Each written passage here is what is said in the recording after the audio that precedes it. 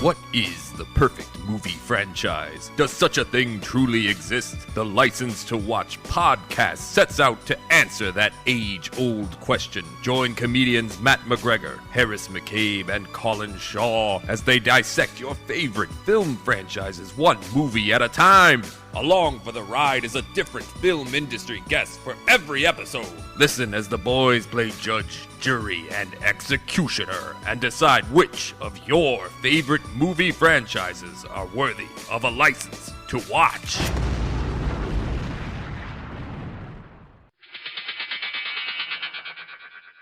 Hello everyone, Screenplay Archaeology host KiramidHead here. Before we get into today's episodes, I just want to get some intro stuff out of the way. First things first, we are now part of the Fandom Limb Media Podcast Network, so I'm going to link their site down below. And that's why you would have just heard a promo for another podcast, because they're another one of the shows on the network. And as per usual, if you like the show and you'd like to know more, you can check out our social media pages on Facebook, Tumblr, Twitter, and even Instagram now. The show also has a Patreon if you're willing to gift money, but you don't really need to if you don't want to. And we also have a Discord server, which you can join if you want to chat with, the group members there. So that link is going to be down below as well. So yeah, sit back, guys, and enjoy the show.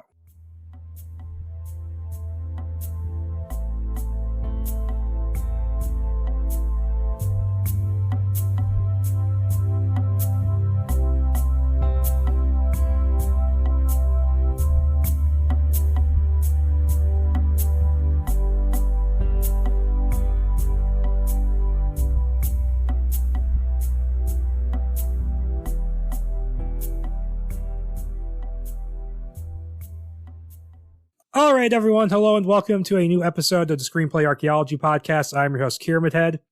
And back again is KtuluJack. Yep, I had to give you a list of episodes to do.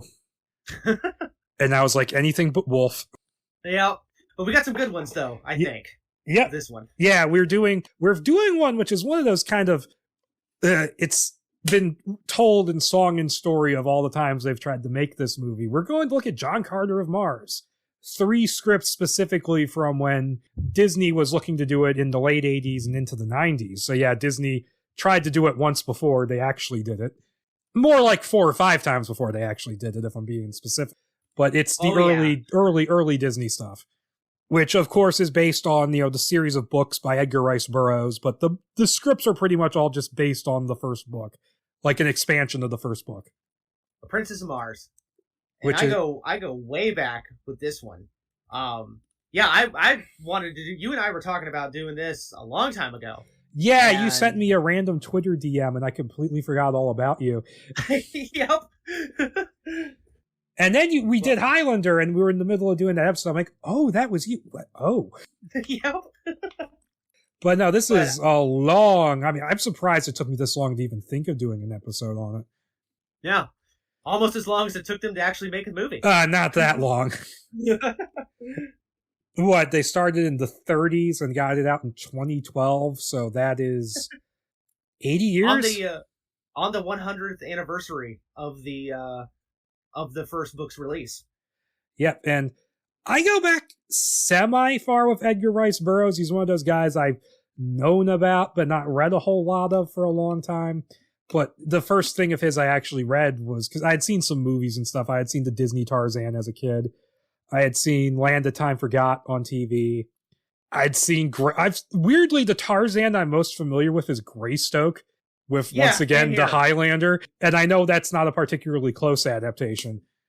I'll have to revisit that one at some point. It's I good. remember liking it. It's good. It's just way too long. And bizarrely, they decided to dub over Andy McDowell because they thought she sounded too American. And I'm like, guys, Jane's from Baltimore. How old were you when you read Princess of Mars for the first time? I would have been 18. 18, okay. So yeah, because I got the compilation of the first 3 books from my mother right before I went to college, and I read it sitting in my dorm room. Oh, cool.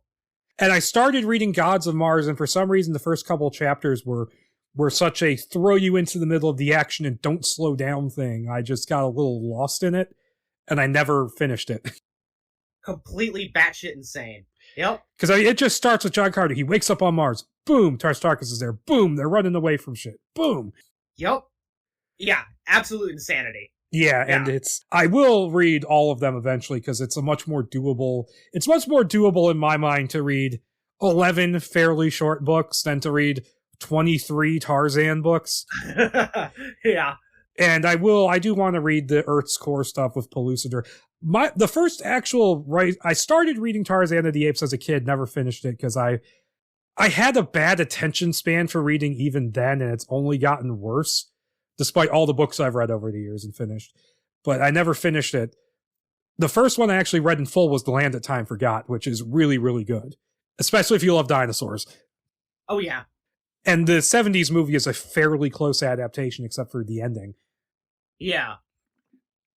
Yeah, well, I mean, it doesn't surprise me that Tarzan was a bit much when you were a kid, because that is not, I mean, I tried to read it too as a kid, like 12, 13, somewhere in there, and it was a bit much for me. Like, I'm really curious I did it, and I found that the later Tarzan books were much more, because that's when he really kind of embraced the pulp aspect of it, whereas I feel like the first Tarzan book was him trying to write literature.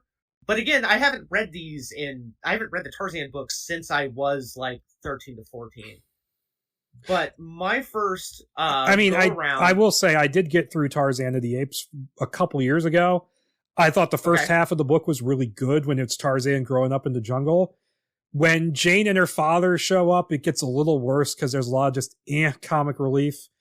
And then the ending's really anticlimactic because they go to like fucking Michigan or Wisconsin or something like that. My first Burroughs books were the Barsoom stories.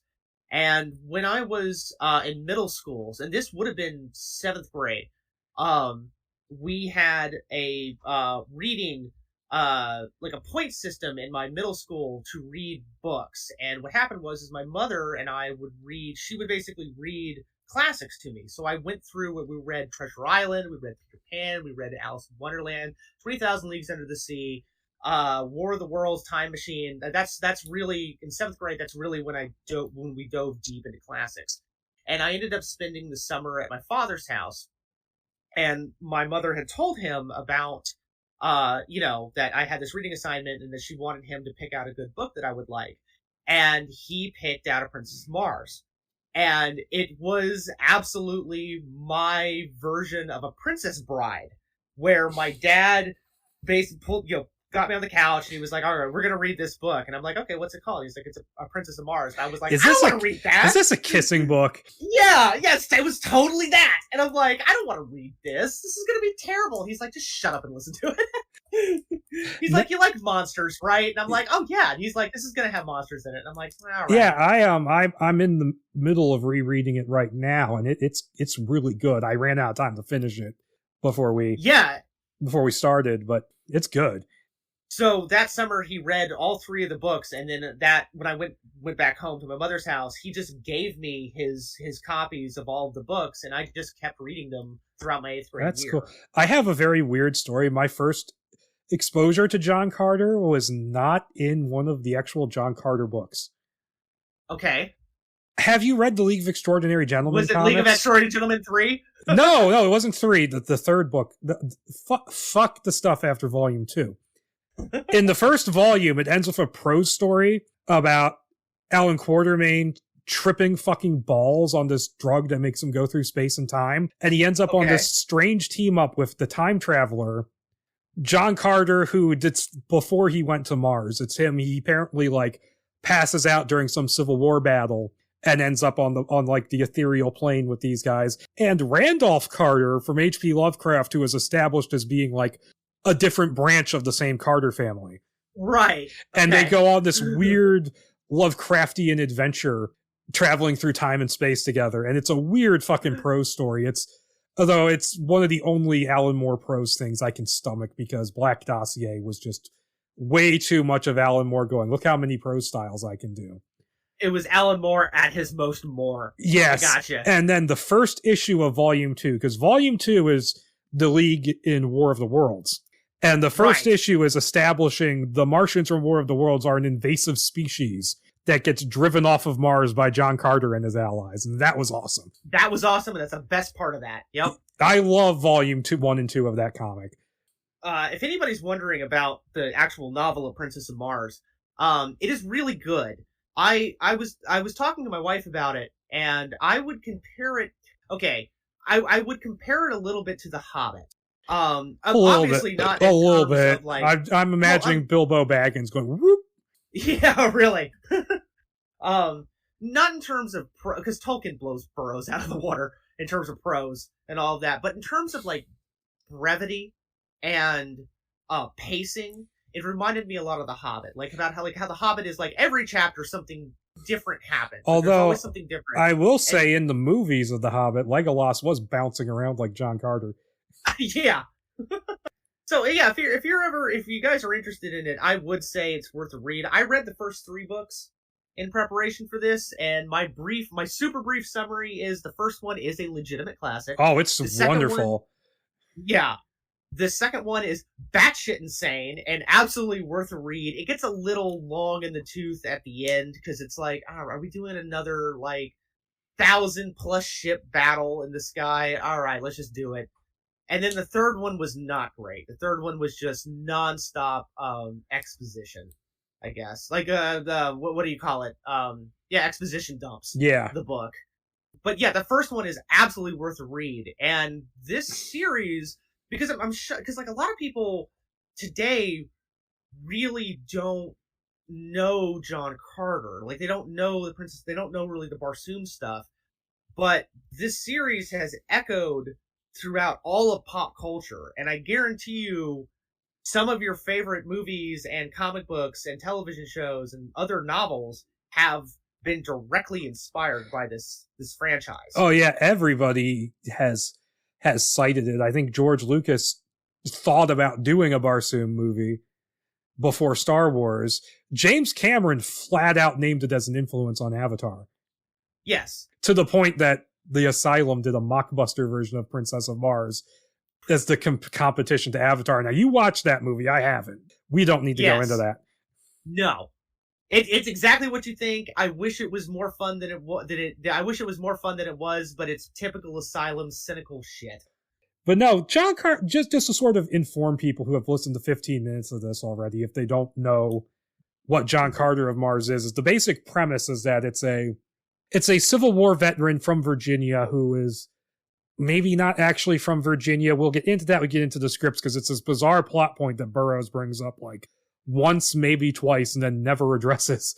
Basically, yeah. Yeah, and so he's out prospecting out west, gets attacked, and he's in a cave, and he somehow manages to astral project a copy of himself to Mars, which is teeming with life and all these different civilizations. You got the green Martians, the red Martians, and he falls in love with a red Martian princess and has to fight for her and rescue her. And that's the plot of A Princess of Mars. We won't get into the sequels because they're really only relevant in discussion with the movie that they made.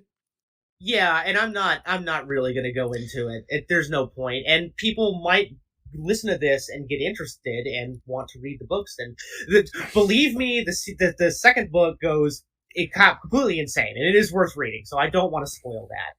So this series, like they tried from the very beginning to get this show on the road as far as making movies and adaptations of it. I mean, would you care to start from the beginning? I'll start from I mean, should we talk about the Andrew Stanton John Carter movie first, just to get out of the way? I won't go too deeply into it. Yeah, all right, let's do it. I don't want, because I watched it. I remember liking it when it came out. I actually pirated it. Sorry, Andrew, because I didn't have any way of getting to the theater at the time, and it was good. I liked it then. Watching it again for the first time in like 9 years, I've become a much more aware of filmmaking stuff and writing stuff. So watching the movie, it's like, wow, those first 20 minutes are structured weird. Then the way they bring the Therns, who, if I'm not mistaken, right, the Therns, they show up in the second book. They're the gods of Mars. We'll go with yes. Yeah, kind of. And that Matai Shang, who's sort of the main villain of the movie, he doesn't come into it until the third book, from what I've read. And so I'm not against bringing them forward to kind of expand the world and introduce you to more of Mars, or Barsoom as it's called. but they didn't do enough interesting with them to make it really worth the effort, because they're just kind of like, we're trying to destroy the world because that's what always happens. It's very thinly written. And it doesn't help that he's played by Mark Strong, who was in the middle of playing every villain in every major movie at that point for like 4 years. And he does a good job. And I like the moment where he's just kind of like, your accent, Virginia. Yeah, that was a cute little moment. Yeah, and he's not, and it's that stuff just doesn't really, bringing the Therns and the River Is into it that early, they didn't do enough with it to make it worth putting it in there. Most of the stuff on Mars is good. The fucking exposition about the 9th ray weapon is completely pointless because it's rendered hilariously irrelevant in the final act. Yep. John Carter just chops off Sobthon's arm and that's it. And they do like flip some character dynamics around with the Tharks, which we'll talk about as we get into the scripts because they all stick a bit closer to the book. So I'll talk about that when we get into the scripts. Okay. And and the movie's just very uneven, but it kind of finds its groove as it goes along and it ends well. But I can see why the audience didn't get into it. Oh, and the title is terrible. Oh, yes. Okay, my turn. I'm going to rail on this thing. Not for too long. Not for too long, but I am going to rail. Number one, yes, the title is terrible, you fucking cowards. Call it A Princess of Mars. Do it. Or call it John. You cowards. Call it John Carter of Mars or something like that. Yeah, when you called it tonally inconsistent, it's tonally schizophrenic. And the movie doesn't really do it for me. There's a lot to like in it. The arena fight with the white apes is the best out of any of these scripts to have the white apes. Is the best use of the white apes in any of the John Carter stuff, really. It's unbelievable. That arena fight is really, really good. And the music was shockingly great. I was surprised how much I liked it. Yeah, it's Michael Giacchino. And that's kind of it as far as super high praise I have. I think the movie's kind of mediocre. I think it's visually really good. I will say I do agree it's mediocre. It's an okay movie. It's out of the two big failures that Disney put out back to back, basically. Well, there's a couple more in there. Well, yeah, but Lone Ranger and John Carter at the time, I liked Lone Ranger more. I know. Not a hill I'm willing to die on. So, yeah, the visuals were inconsistent, and the cinematography wasn't great, and... Should have sprung for Dean Cundy. Should have gotten Dean Cundy. Save him from Jack and Jill, goddammit. Yeah, good. But, okay. Yeah. But yeah, the movie, I can see why audiences didn't get into it. I can see why critics didn't really like it that much. I don't think it's as bad as... it's like a 30% on Rotten Tomatoes or something. It's not that bad. No, it's not that bad. I'd give it a 7. I give it a 7 or an 8. Probably 7. And what would you give the Asylum movie? A 0? Oh, God. Okay, let's not. But yeah, so development on a possible John Carter of Mars movie had been ongoing since 1931 was when the I don't think Looney Tunes had started yet, but it was the animator who would do Looney Tunes, Bob Clampett, approached Burroughs with the idea of doing an animated movie, which if it had come out would have beaten Snow White and the Seven Dwarfs to be the first feature-length animated movie. Fuck yes. And that's a really interesting idea, and the test footage exists. It's on YouTube. And it looks really good. A lot of it is really rough. It's still pencil sketchy, but you can see the potential in there. It looks super Fleischer Superman. Years before Superman even existed. Yeah, I mean, it looks so much like it that when I went to go look it up on YouTube, I was like, yeah, Fleischer, John Carter. And then I'm like, oh no, it was Clampett. Huh. Okay. No, it's really good looking. There's a lot of real fluidity to the character movements, which was unusual even then. Yeah. I'm curious how much of it was rotoscoped, because some of it's so... Apparently it wasn't. Apparently it wasn't rotoscoped at all, according to Clampett. But no, it looks really good. And so apparently what happened was that the studio they had backing it, well, part of it was that the studio, well, we're going to hear this again, wanted a slapstick comedy. Oh, and also apparently exhibitors just were did not like the idea because they considered it too outlandish, especially for the Midwest. And then a couple of years later, Flash Gordon comes out and it's a massive hit. So that kind of went away, and that was the last major attempt for a very long time. There was brief talk, apparently in the late 50s, around the time of Seventh Voyage of Sinbad, Ray Harryhausen wanted to make one, but he couldn't get anybody interested. God, that's so cool to think. I mean, that's just cool to think Like about, Ray right? Harryhausen, Tharks, and White Apes, that would have been cool. Yeah. Now, I don't know what the story would have been like, because, I mean, his Greek mythology movies and stuff don't really follow the mythology that closely. No, not at all. And his Sinbad, well, I mean, I can understand why the Sinbad stuff is basically fan fiction, because the original Sinbad stories are not exactly high adventure. I mean, I guess, my guess is that it would have been broad strokes the same, but it doesn't really matter, because, like, It didn't happen. It would have been, well, it didn't happen, and it would have been a Harryhausen movie, so, like, yeah, I would have been on board. No, I'm trying to imagine if he would have been able to pull off the scale of that, because, I mean, maybe it would have been the first movie he would have needed assistance on, because he didn't actually get assistance until, like, I want to say Sinbad and the Eye of the Tiger he had a little bit of assistance on, and then he had the whole team on Clash. Yeah. Because, like, that would have been a shitload of stop motion for one movie. Yeah. But no, the potential of that is really interesting. And there was a couple of like ideas people had, like apparently at some point in the 70s, George Lucas tried for it, but then he did Star Wars instead. John Borman, of all people, expressed interest. And you know that would have been some bizarre bullshit if he made it. Right. So this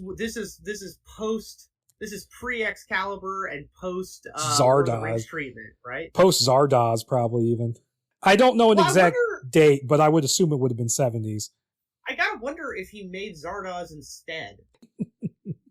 Yeah, I don't know. That would have been fun, though. The Thoat is good. The penis is evil. But no, I don't know. It would have been fucking weird knowing John Borman. That's true. And Amicus, who made a handful of Burroughs movies in the 70s, they did Land of Time Forgot, At the Earth's Core, and People of Time Forgot. They were going to do a fourth Burroughs movie. They wanted to do Princess of Mars, and then they realized there was no way they could have pulled it off on the budget they had. So they instead made kind of like a pseudo Burroughs movie called Warlord of Atlantis. So I'm imagining it would have been Doug McClure playing John Carter. I mean, he played a Virginian once before, so. And I mean, that would have been interesting to see them try it. Would have been, once again, it would have been fun. I think when I think back on their movies, like especially the one, what's the one, At the Earth's Core? Yeah. With Peter Cushing. Yes, with Peter Cushing.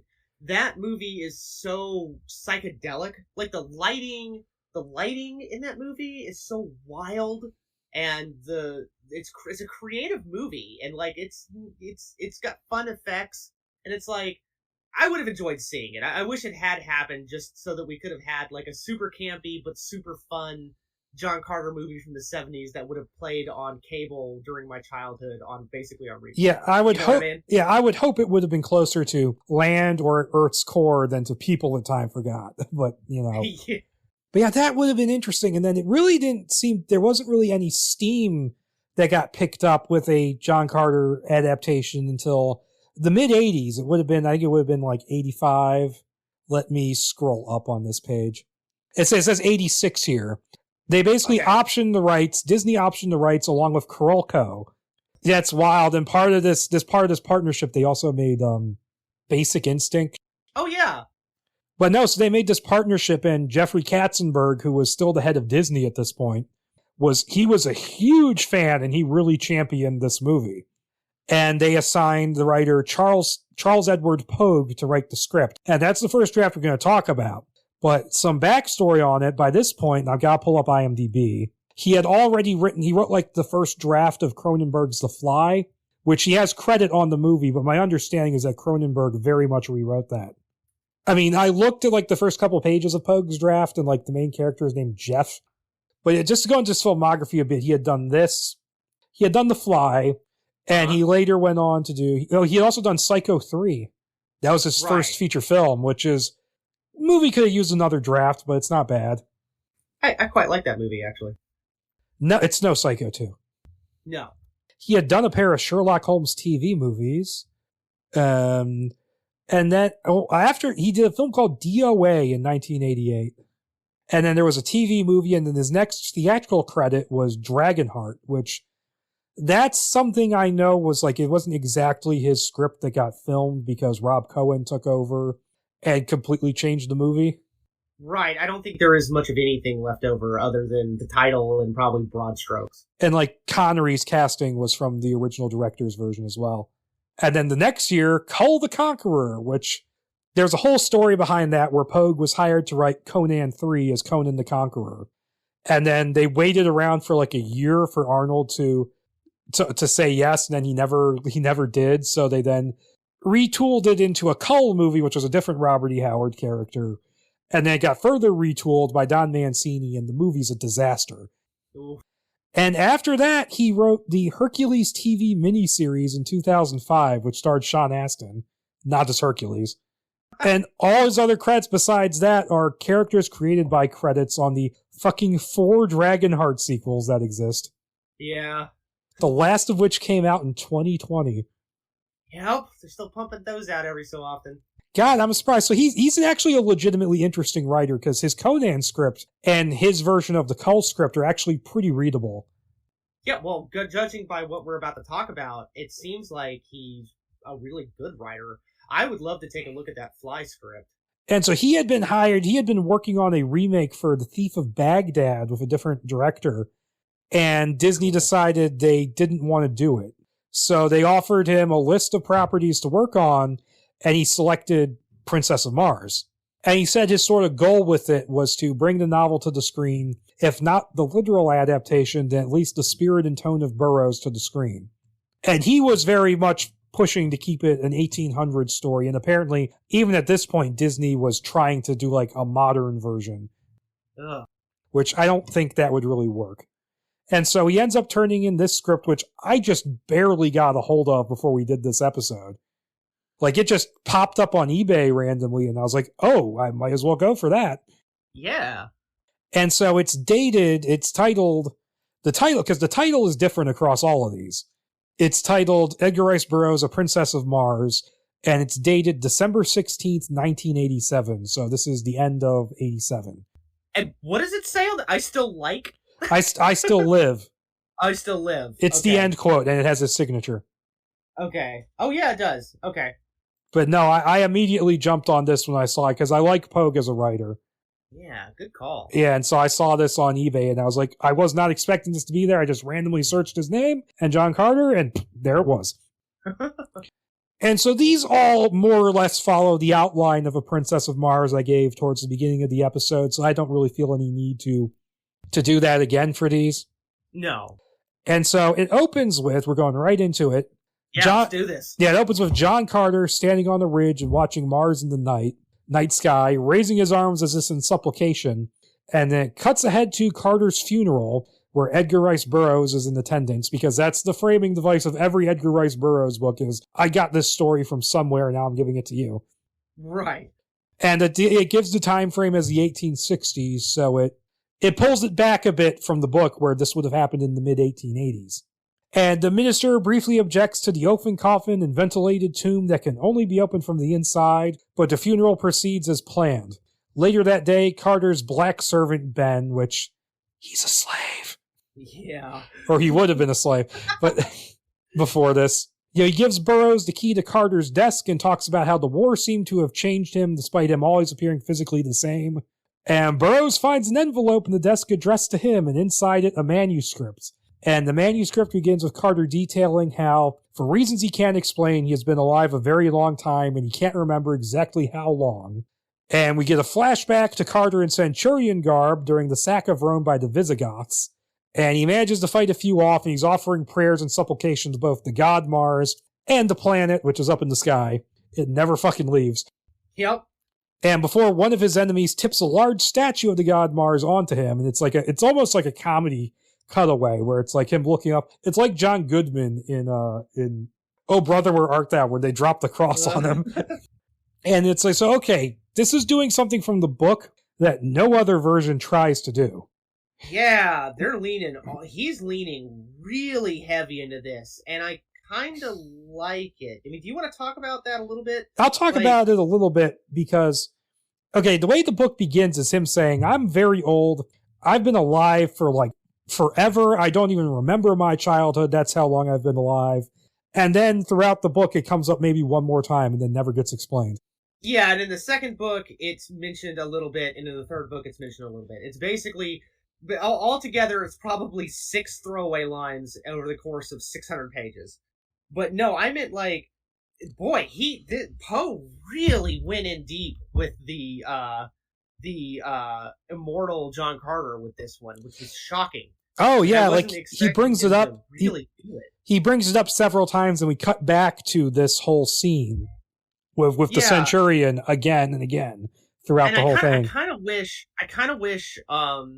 So we'll probably just skim through it as we're doing it, but since we're talking about it now, I kind of wish that we had gotten various battles as opposed to just the same, because it always cuts back to the same. There's at least a couple of moments where it says it goes rapid fire through different versions of him.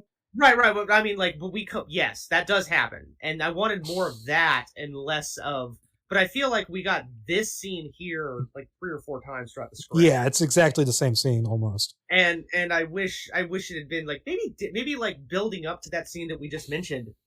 It's different Roman battles, and he sees the god of Mars. Well, I believe the implication is that Mars himself made him immortal. Well, I mean, because one of the flashbacks later on is he's underneath the statue and they're basically locking eyes. Right. But no, Pogue basically goes full Highlander. Yeah, and I want to go ahead and mention it too real quick. This script is dense as fuck. Oh, it's very written. Yes, this script took me a while to read just because of how wordy it is, but I liked it. It is very, very... I thought it was very well written. There's a couple of places where it could have used a little less words, and specifically right at the end. Oh, yeah, well, yeah, by the end I was getting pretty burned out, but I'm saying that, like, for a first draft, it is like, the prose in it is very, very good. Yeah, it's well written. Yeah, and basically what happens is that it then jumps ahead to 1865 and a Civil War battlefield in Virginia. It doesn't specify which one, so I can't check and see if it's one of the battlefields I've actually been to. But so where Carter and fellow Confederate soldier Powell, who's described as being like a really young man here, they're surrounded by Union soldiers before getting blown by a cannon blast into a ravine. And this is different from the book, but he kind of goes a little bit more into the book stuff here, because this happens like after the war. And he's in the book, like this whole sequence with Powell is in the Arizona mountains, they're prospecting for gold and they get attacked by Apache. Right, it's more or less timeline wise, it's more or less the same time as in the movie that actually got made. Yeah, pretty much. Yeah. And so Powell hits a ledge above the bottom and dies, while Carter lands on the bottom and is seemingly struck by paralysis. And as he struggles against this, Carter is bathed in Mars's red glow, and there's a rapid-fire series of images of John Carter in different warriors' garb, both past and future, because they show him in like a World War I uniform. Right. Like it mentions a doughboy, which is weird because he's not on Earth when that war happens. No. That's a weird choice. It reminds me of have you seen Aronofsky's Noah? Yeah. The scene where they're showing the rapid fire like transformation of Kane into every soldier from history. Yeah, that's a great shot, and we talked about that when we did the Highlander episode. And it's funny because this kind of reminds me a little bit of one of those drafts. Just this aspect of it. Which one? Kind of reminds me. I don't remember. One of the drafts where they went. We did 5 of those in one night, and I think I read all 5 of them over the course of like 3 days. So yeah. They were all very similar too. But there's one in particular where they have it's McLeod, like it's them doing the timeline bit, like showing him. Oh, where he's running through different. I remember what you mean. Yeah. Yeah, he's like running up a mountain through various battles. Yeah, it's really cool. It was in a couple of the drafts. I think that was introduced in one, and they kept it because everybody liked it. Yep. Nope. maybe Chad Stileski liked it too. But so as he struggles again, And so but the rapid fire series of images ends with a green tusked face, which we'll get to in a second. Oh, yeah. And Carter manages to stand up, but is in fact a second naked Carter stepping out of his prone body, which that's what happens in the book. Yeah, he went in with the naked stuff right off the bat. I'm like, all right, let's do it. And so he looks up at Mars in the sky and seems to be drawn toward it, and the camera circles around him really fast until the image cuts to black. So yeah, that's, aside from the location, that's pretty much what happens in the book. Yeah, it's funny because you mentioned earlier that, what was it you said, that like he was, excuse me, and he was a little worried about not adapting it accurately or something like that. Yeah. He made yeah, no, I mean, honestly, out of the three that we read, this one is very close to the book.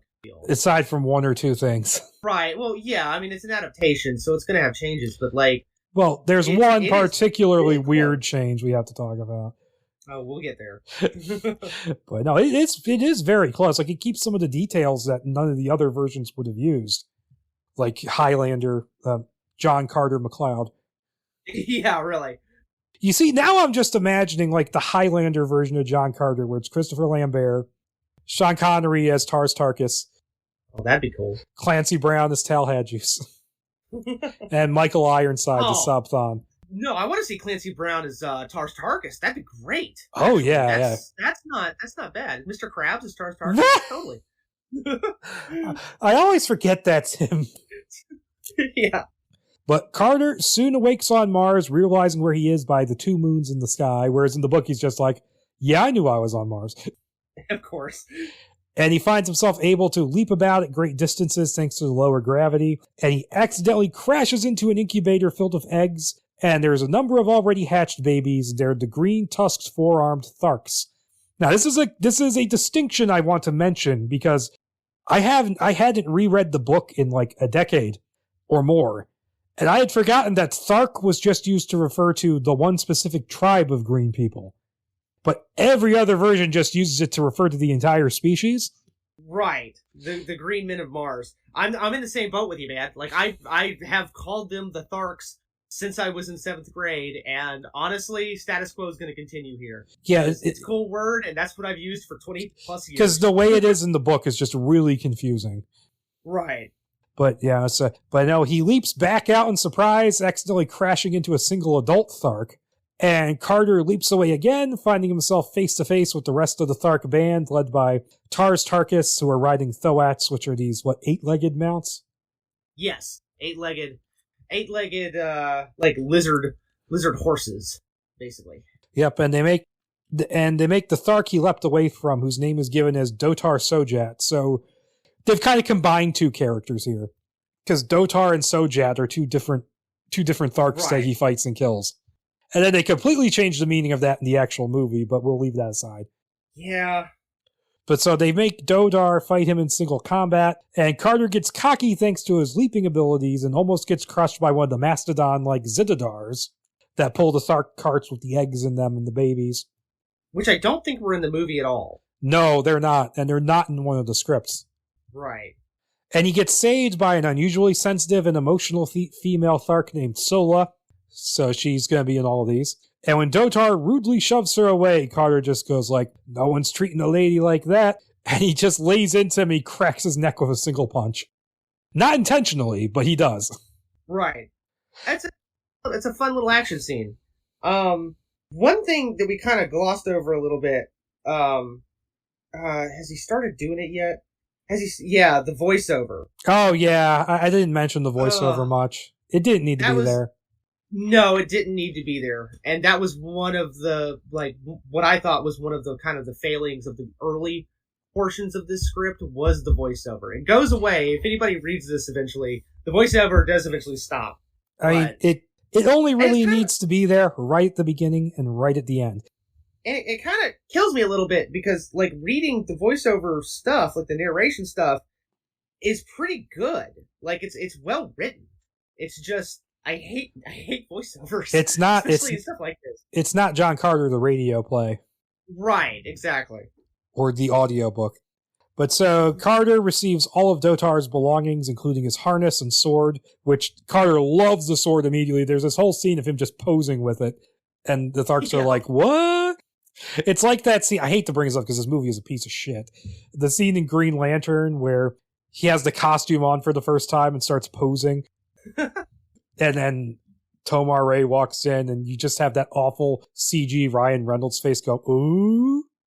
Oh my god. But no, he gets all that stuff, and the next day, the hatchlings are carted off, and new eggs are put in their place in the incubator, and they kill off the weak and deformed babies, which is all just kind of glossed over with narration.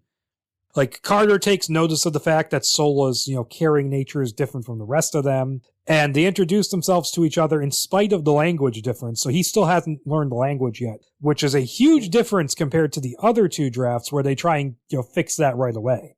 Right. Like this, and the movie itself even. Whereas here, they actually play with the language barrier a little bit more, which I like that. Yeah. And in the book, he just straight up learns the language over the course of like a couple of months. Yeah, it's not even that long. It's like a couple weeks. Yeah. He's just, a natural... freaking Tarzan taught himself how to read, so... From a children's primer. Yeah. But it's not the weirdest thing in Burroughs. And Carter attempts to ride a Thoat of his own. He's like, I'm Virginian, I know horseflesh, but gets thrown off and has to ride in the carts with the women and children. Now, this is something that's kind of in the book, but the way it's done in this script kind of carries over into the next two. Yeah, it's cute. The gag of him riding with the babies is always funny. Yeah.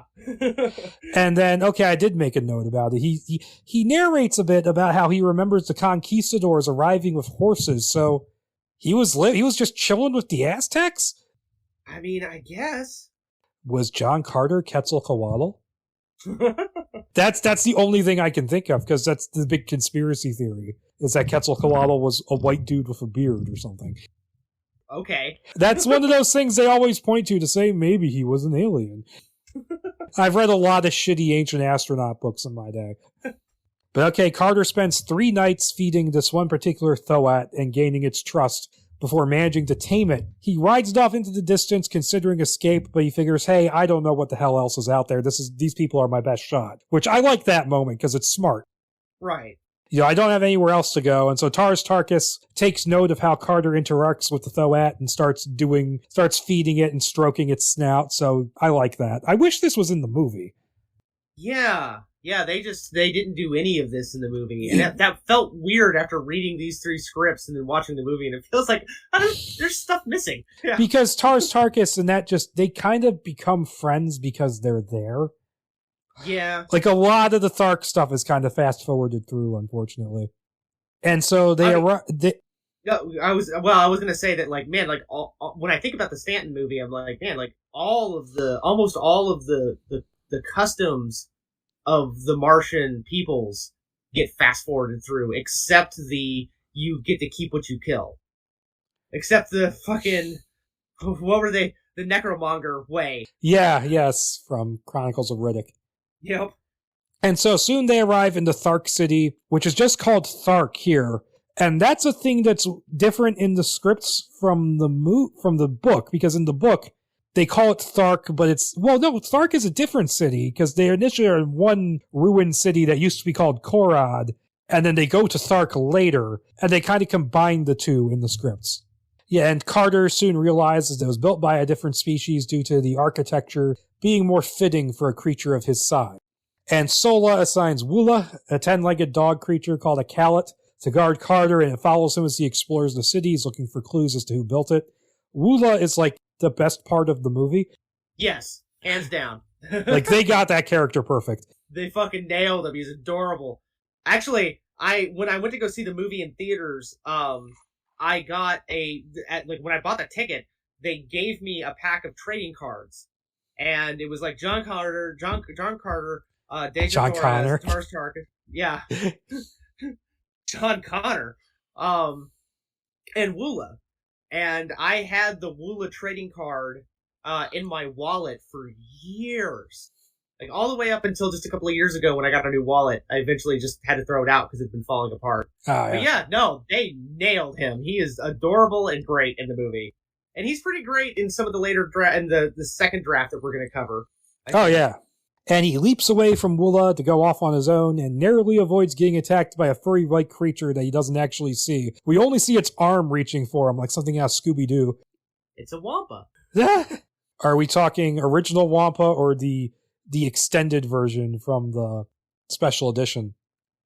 Because I actually like that extended Wampa stuff in the special edition. It looks cool. But because it's a change, everyone hates it. But okay.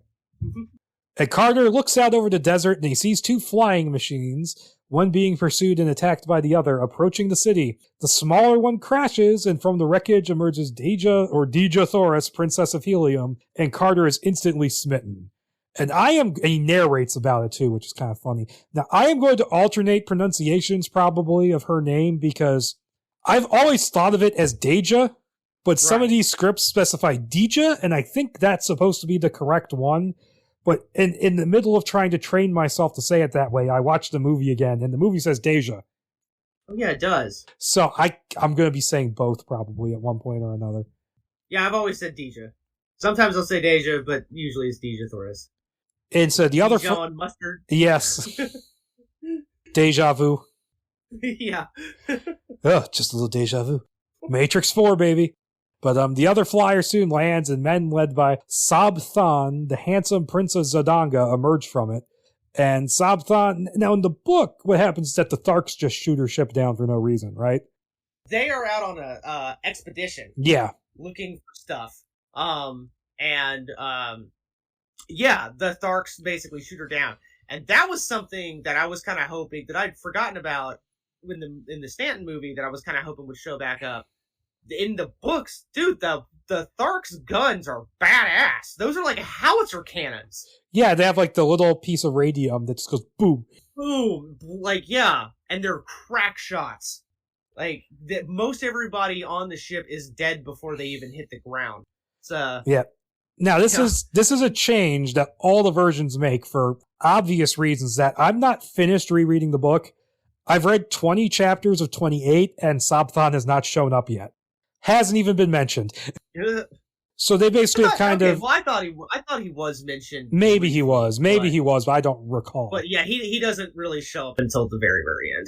And so all the scripts basically expand him into essentially the main villain. This one, not exactly, but we'll get to it. But so he holds Deja at gunpoint, some kind of pistol, and Carter's like, oh, no, you don't. And he leaps down and stands between them. And so Sabthan pulls his sword, seemingly setting up a duel, and Carter's like, I guess you do have some kind of honor. And so they begin to fight. But in the middle of the fight, Sabthan sends his men after Deja anyways, who actually manages to stab and kill one of them, which was awesome. And so Carter's like, so much for your honor. Carter beats him back and then goes to help Deja, and he is joined by Woola. And all between the three of them, they kill about 7 of Sabthan's men before Tars Tarkas and the Tharks arrive, and Deja runs off. And I think there's a moment later on in the script where Sabthan's like, he killed 7 of my men. And I'm like, and he goes, no, I killed 4. Deja killed 1, and Woola killed 2. See, this script is fun. It is. It's a lot of fun. And Tars talks to Sabthan and forces him to take his remaining men and fly away in the flyer. And the Tharks are pleased by Carter's skill as a warrior, but he stops Tars from killing the wounded Woola and bandages the Cowlet's wounds with Sola's help. A Cowlet is basically a dog. Yeah. It's a 6-legged lizard dog. Yep, in fact, there's only one... In the book it's mentioned there's only one mammal on Mars. And we're about to meet it, I think. Yep. Yes, everybody on Mars lays eggs. It's very fucking weird. Yes, they do, and that brings up questions. Yes! Because I was explaining that to my wife, and she was like, oh, what?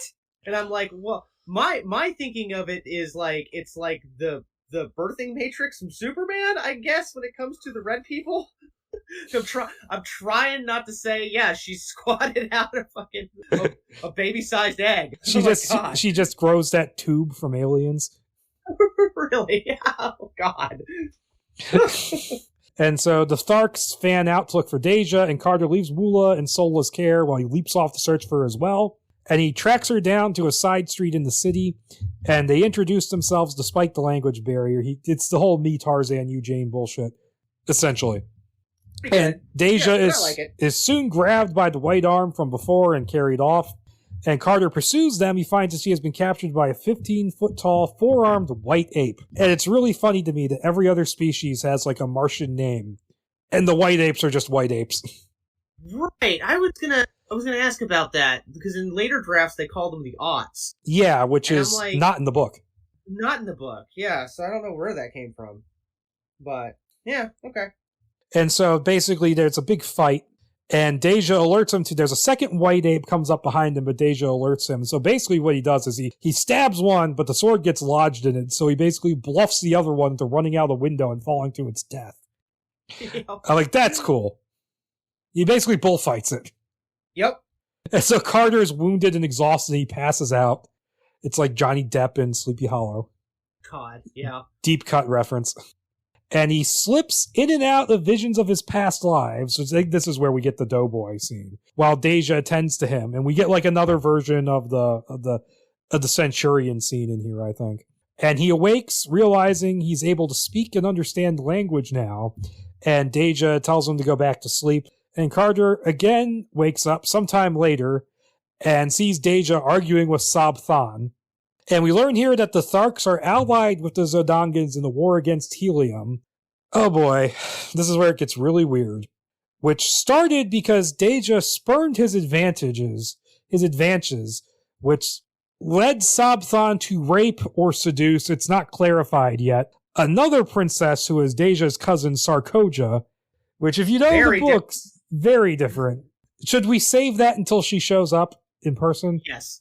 Okay. Yes. So yeah. And so Sabthan proposes marriage again and gets rough when Deja refuses, but Carter intervenes. And this scene is hilarious. He overwhelms him and threatens to kill him, but then just cuts his harness, slices his boot, and then spanks him with his sword until he leaves. Yep. Like, okay, I can't take this guy seriously. It's really funny imagining this with Dominic West as well. Yeah. And Tars soon arrives, and Sabthan is trying to order him to kill Carter, but instead he just says, go wait for Talhadjus. That's the only reason you were allowed back in the city. And so Tars then tells Carter he's made an enemy of the finest swordsman on Barsoom, which is the name of the planet, and to guard his prisoner well, meaning Deja, basically saying, well, you fought the white apes to claim her, blah, blah. You keep what you kill. Yeah, really. And he exits, and Carter starts learning from Sola that he became a Jed or a chief when he killed Dotar, inheriting all that was his, including Sola as a servant, and that by killing the white apes, he claimed Deja for his own. And Deja explains that she is the princess of Helium, the daughter of the Jed Mors Kajak, and the granddaughter of the Jedak or king Tardos Mors. And she also expresses wonder about how Carter has befriended Sola, who is a Thark. This is one sort of nuance from the book that none of the other versions keep, is that she's the granddaughter of the Jedak. The other versions usually just sort of combine the characters or cut one of them out. Right. Which doesn't really matter, I don't think. No, not really. But, I mean, it's interesting that this version kept both of them. Yeah. And so Carter tells Deja about Earth, and she believes him because she read his unconscious mind. It's a difficult skill, but it's how she taught him to understand the language. Oh, god damn it, that's right. And I forgot about that until just now. So there's a thing in the books with the telepath stuff. You got to that part in the books, I'm sure, right? Oh yeah, like with the atmosphere factory. Right. There's like a weird telepathic thing when you go to bars, like the people kind of they have telepathic abilities and stuff. It's never mentioned again after the first book. Oh wow. That's another one of those where Burroughs either forgot about or he was like, I'm not writing. That's too much to take care of. Yeah, because go ahead. Because like John Carter becomes really good at it, but no one can actually read him. Right. But it's kind of neat to see it like kind of play through a little bit in this. Since we blew through it. But since we're on that, I wish that I mentioned it earlier, but I wish that there had been a little bit. I'm glad that like some of the like cultural stuff is more prevalent in this script than it was in the Stanton movie, such as the My Princess, like the well, we're about to get to that. Oh, we're about to get to it. Okay, I'm sorry. Yes, yeah. The whole courtship thing is just not in the movie at all. Right. Weird, because it's so prevalent in both the book and the scripts. Yep, and it's But she explains the history of Barsoom to him, how the oceans dried up and people turned to warfare to survive. And he promises to protect her, but he refers to her as my princess, which only upsets her, and she starts slapping him. I'm like, okay, Amber Heard? Yeah, really. And like, she just keeps fucking hitting him too, because he doesn't know what's going on. And they explain it like a little while later in the script. And Carter offers to help her escape, but Sola enters saying he mustn't do that or he'll dishonor himself. And if he flees alone, he'll dishonor Tars. And he arrives soon and tells Carter, tell Hadjus the Jeddak has arrived and will determine their fates. I'm like, arrived? I mean, the way he's described in the book, it's like he never moves. Yeah, Jabba the Hutt. He's very different in this, in terms of physicality. Yeah, they make him fat again in the other scripts. But in the Great Hall, he's going to determine both their fates, but the Jeddak is playing around with pistols that were looted from the dead Zidongans, while Sabthan is trying to turn him against Carter. And then Carter, Tars, and Deja arrive, and Sabthan goes like, kill Carter as part of our alliance. And Tars is like, your father, Thonkosis, pays us for our support. So yeah, Thonkosis is a character who's in this script. I believe he's in the book, but he's not in any other version. I think he is the bad guy in the second book. Oh, really? I think so. Other names start to sound alike after a while. I'm sorry, man. But he is Sabthan's father, I think, in the books. I know he's in the book because I looked at the Wikipedia page for the movie and they mentioned that he was taken out. Okay, all right, then he is in the book. But then again, he's probably only in like one chapter. He is. Yeah. Then Carter speaks against Sabthan and proposes selling Deja back to Helium. And he, like, gives a wink to her. And so, going for the Jeddak to say that Zodongo will bid for her as well. And so Sabthan offers guns as payments. And Deja's like, oh no, I can bring you life. And she was scouting for readings for the atmosphere plant before she was shot down and found a severe imbalance in their area. And then everyone just all laughs because the plant is considered to be a myth. One that Helium invented to hold over the other peoples of Barsoom. Now, this is stupid. Because when we see the atmosphere plant later, there is no way that place is staying hidden. Right. I will say, though, that this bit here is probably my favorite part of the script. What, where they're all laughing? No. Where they're all talking. Like this whole dialogue bit between them. Carter, Sabthan, and Talhojas, right? Hadjus, however you say it. Yeah.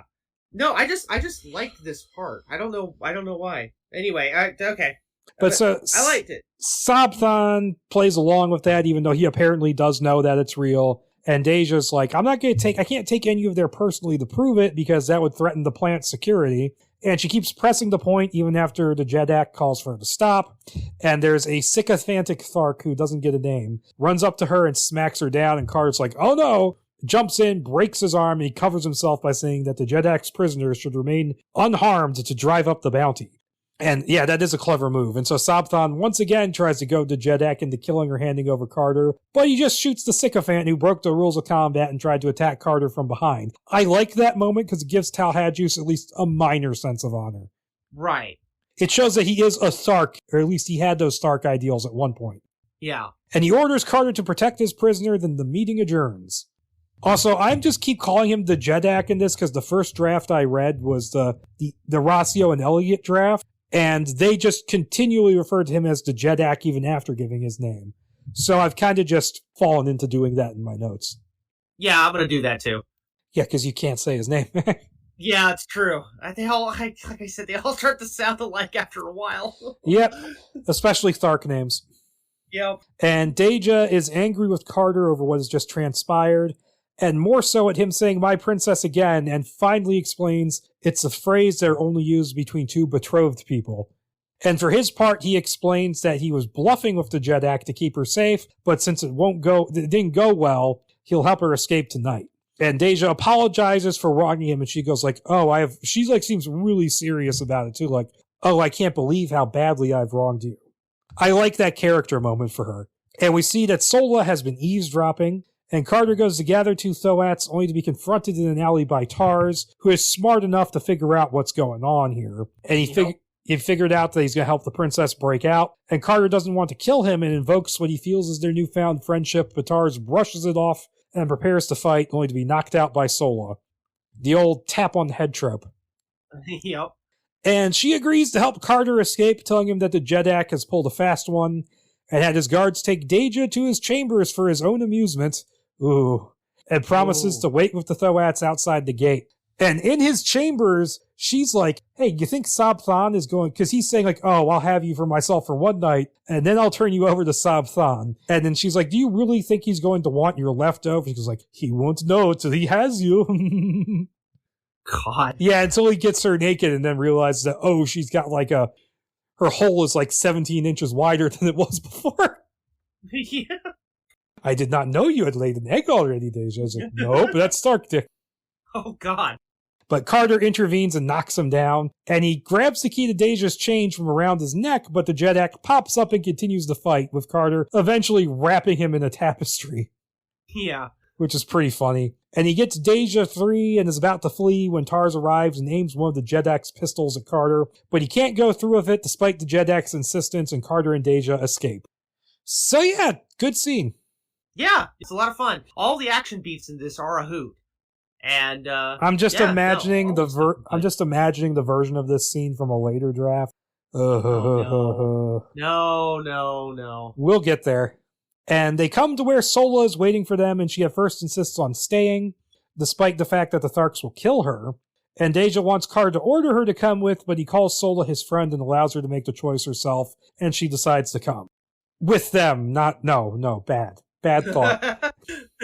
They travel far across the deserts of Barsoom before coming to across the waterway that leads towards Helium, and Deja, however, leads them in the opposite direction, not saying where they're going. They ride all day, stopping for the night in a ravine, where Deja tells Carter a myth about the two moons, and he once again inadvertently insults her by asking if she has a lover, and she says, you only say that if you fought for a woman, and he goes, but I have fought, and she goes, ah! And so there's this running thing for the next couple of scenes where she won't talk directly to him, which was annoying as shit. It didn't bother me that much. It was I thought it was kind of cute. You see, I think maybe it would play better. I think maybe it would play better visually, maybe a movie, depending on how it's performed. Yeah, because I mean, all I could think of was Harry Potter and the Goblet of Fire, where Ron and Harry aren't talking to each other, so they're talking through Hermione. I am not an owl. And the argument is interrupted by the arrival of Woola, who has followed them all this way. Yay, Woola's back. Yeah, but not for long, sadly. Nope. And then that night, a young woman whom Deja recognizes as Sarkoja sneaks into the camp and steals both their Thoats, because she's a greedy bitch. Yeah. And the next day, as they continue on foot, Deja explains, through Sola, we're doing that stupid thing because he's not talking directly to Carter, that Sarkoja was her cousin, who had been set for an arranged marriage, but not liking the match, allowed herself to be seduced by Sabthan, so her throwing rape accusations was just plain wrong earlier. Right. I mean, Sabthan is a douchebag, but chill. Right. No, there's some love triangle stuff going on here. Love quadrangle. Oh, it's a yeah. There's a scene. There's a scene we're going to get to later, which is just unbelievably melodramatic and annoying. But yeah. And as punishment, this plunged Helium into war. And as punishment, she was sent to work in the atmosphere plant, which is where Deja is leading them. But she doesn't know how long it will take to get there on foot. Well, I want to throw one last thing out there about her breaking her vows. That's kind of interesting because that's something that isn't really, they talk about it in the book, like, oh, people don't do that, right? Like, they talk about it as though, like, oh, nobody does this, like, it's part of our customs and everything, but nobody actually does it in the books. So it's kind of neat to see a character actually do it, and like what could the ramifications of such a thing be? This is neat. Yeah, and should we talk about Sarkoja now? Sure. She's a Thark in the book, and she's an evil bitch. She is a horrible monster in the book, and I'm so, like, knowing what I know of what happens to her in the first book, and knowing what I know of the river ice, and what becomes of people that go down there, I'm like, oh yeah, fuck her. She got it. She got it hard. Oh, she goes down that in the book? Yes. Oh. It does not end well for her at all. But when I was first reading this, I was like, oh, Sarkoja, what? Wow, Sapthan had to have been really fucking desperate at that time.